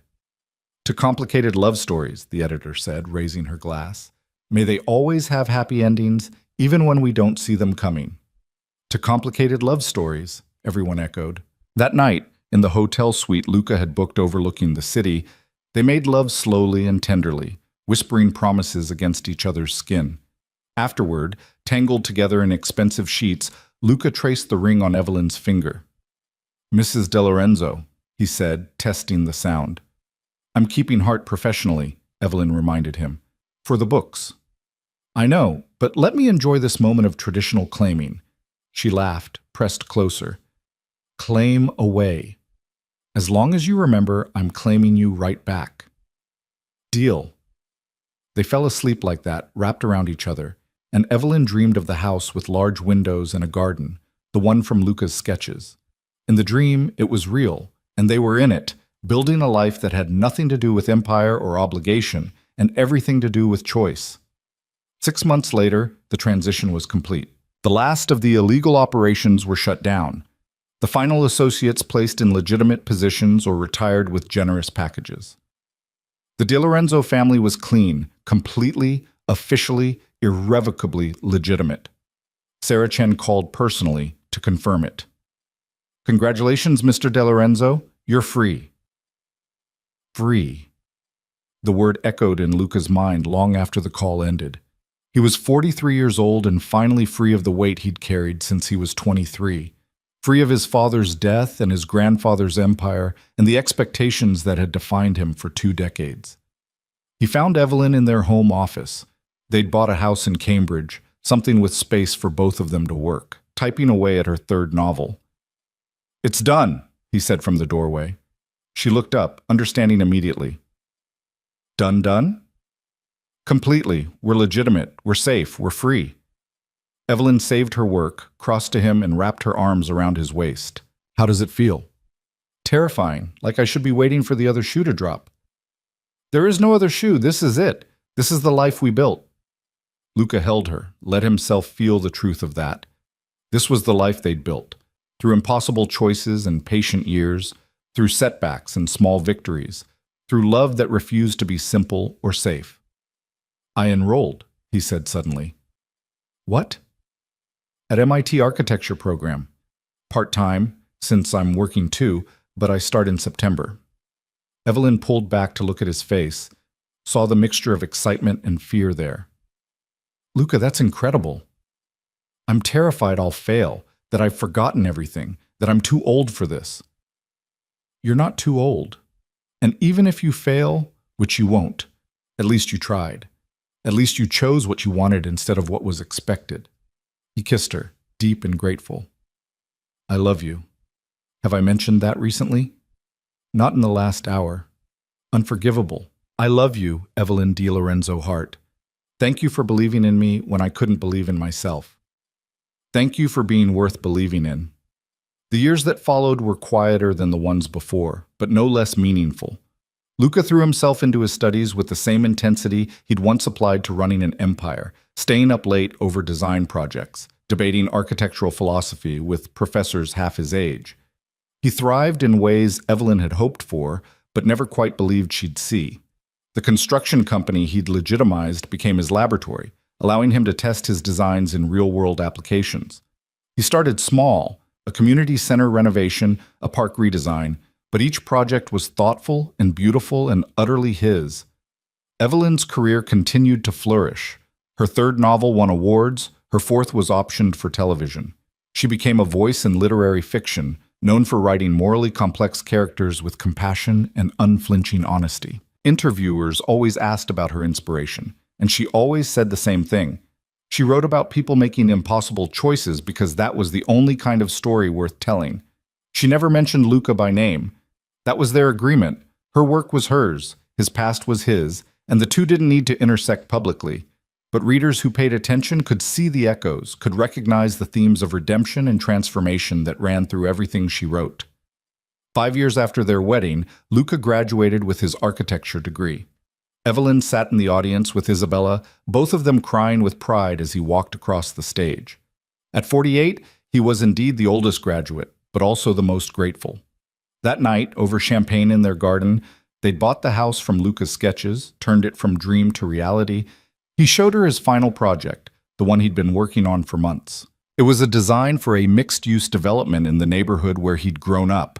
Affordable housing, community spaces, small business incubators, all integrated in a way that honored the area's history while building toward its future.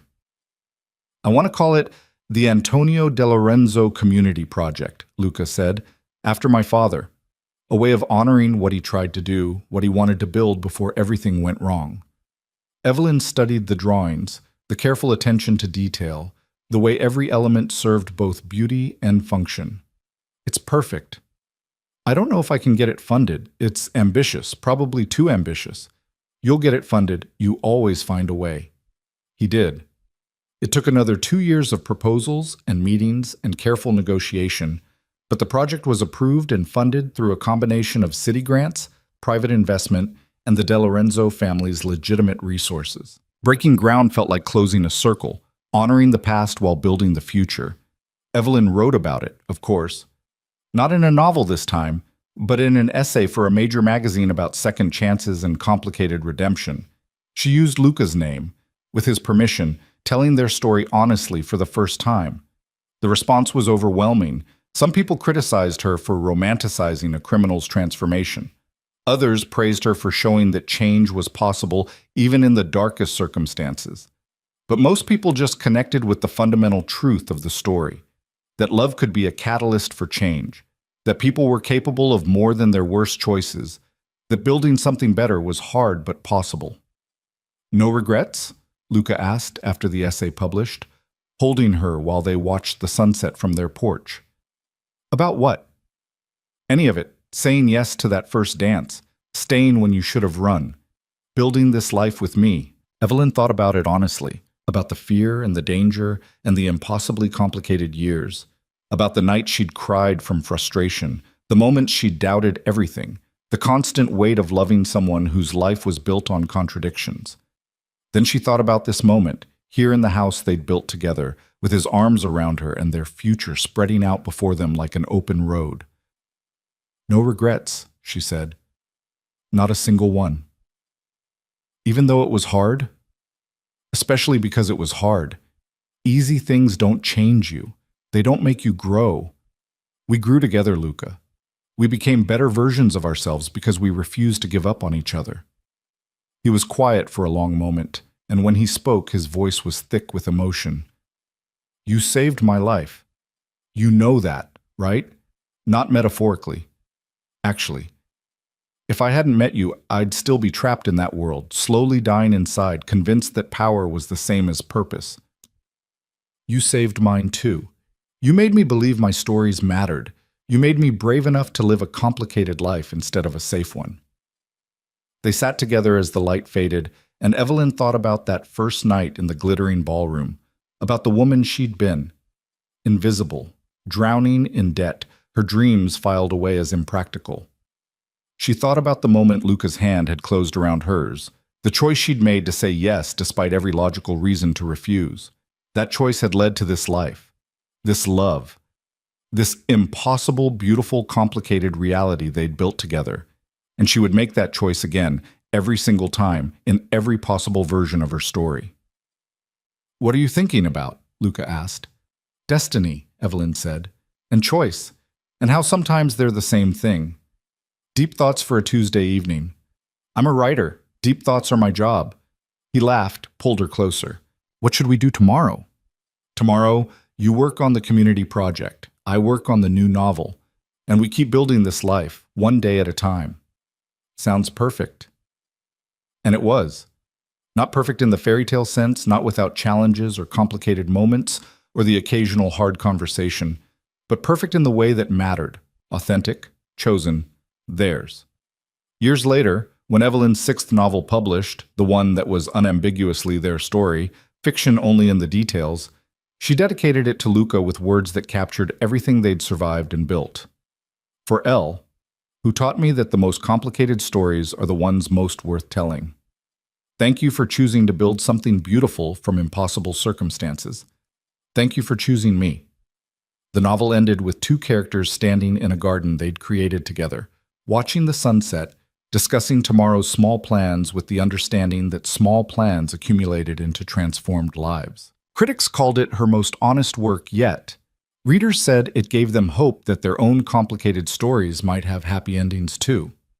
At the book launch, Luca stood at the back of the crowded bookstore the way he always did. But this time, when Evelyn called him forward, when she asked him to say a few words, he didn't refuse. "I'm not a writer," he said, slightly uncomfortable with the attention. "I build things. Buildings now, not empires. But Evelyn builds things too, with words instead of blueprints. And the most important thing she ever built was the bridge that let me walk from who I was to who I could become." He looked directly at her. "Thank you for building that bridge. Thank you for walking across it with me. Thank you for believing it would hold." There wasn't a dry eye in the room. That night, back in their home, in the life they'd constructed from hope and hard work, Evelyn and Luca made love with the tenderness of long partnership. Afterward, wrapped in each other's arms, they talked about the future the way they always did. The next project, the next book, the small plans that would accumulate into years of shared life. "Do you think about that first night often?" Evelyn asked. "The gala, the dance, the moment everything changed?" "Sometimes. Mostly I think about what came after, the choice to keep choosing each other, even when it was hard." Luca traced patterns on her shoulder. "The dance was the beginning, but this, right here, this is the story, and I like our story exactly as it is." "Complicated and messy and worth fighting for?" "Exactly." Evelyn smiled in the darkness, feeling more content than she'd ever imagined possible. She'd come to that gala 5 years ago, invisible and desperate, looking for an opportunity she couldn't define. She'd found Luca instead, and through him, she'd found herself, the writer she was meant to be, the woman brave enough to build an impossible life. They fell asleep tangled together the way they always did, and in the morning they'd wake and continue building. Small choices, patient days, accumulated transformation. It wasn't destiny exactly. It was better. It was choice, made over and over again until choice became their shared life. And in the end, that was the real love story. Not the moment their eyes met across a crowded room, not the dramatic confrontations or the impossible obstacles, but the quiet daily choice to build something together, to honor each other's complexity, to transform darkness into something that could live in daylight. They chose each other. Every day, in every way that mattered, they chose each other. And in choosing, they turned danger into destiny, fear into future, and built a life neither could have imagined alone. That was the story. That was the truth. And it was complicated and messy and absolutely, perfectly, impossibly worth it.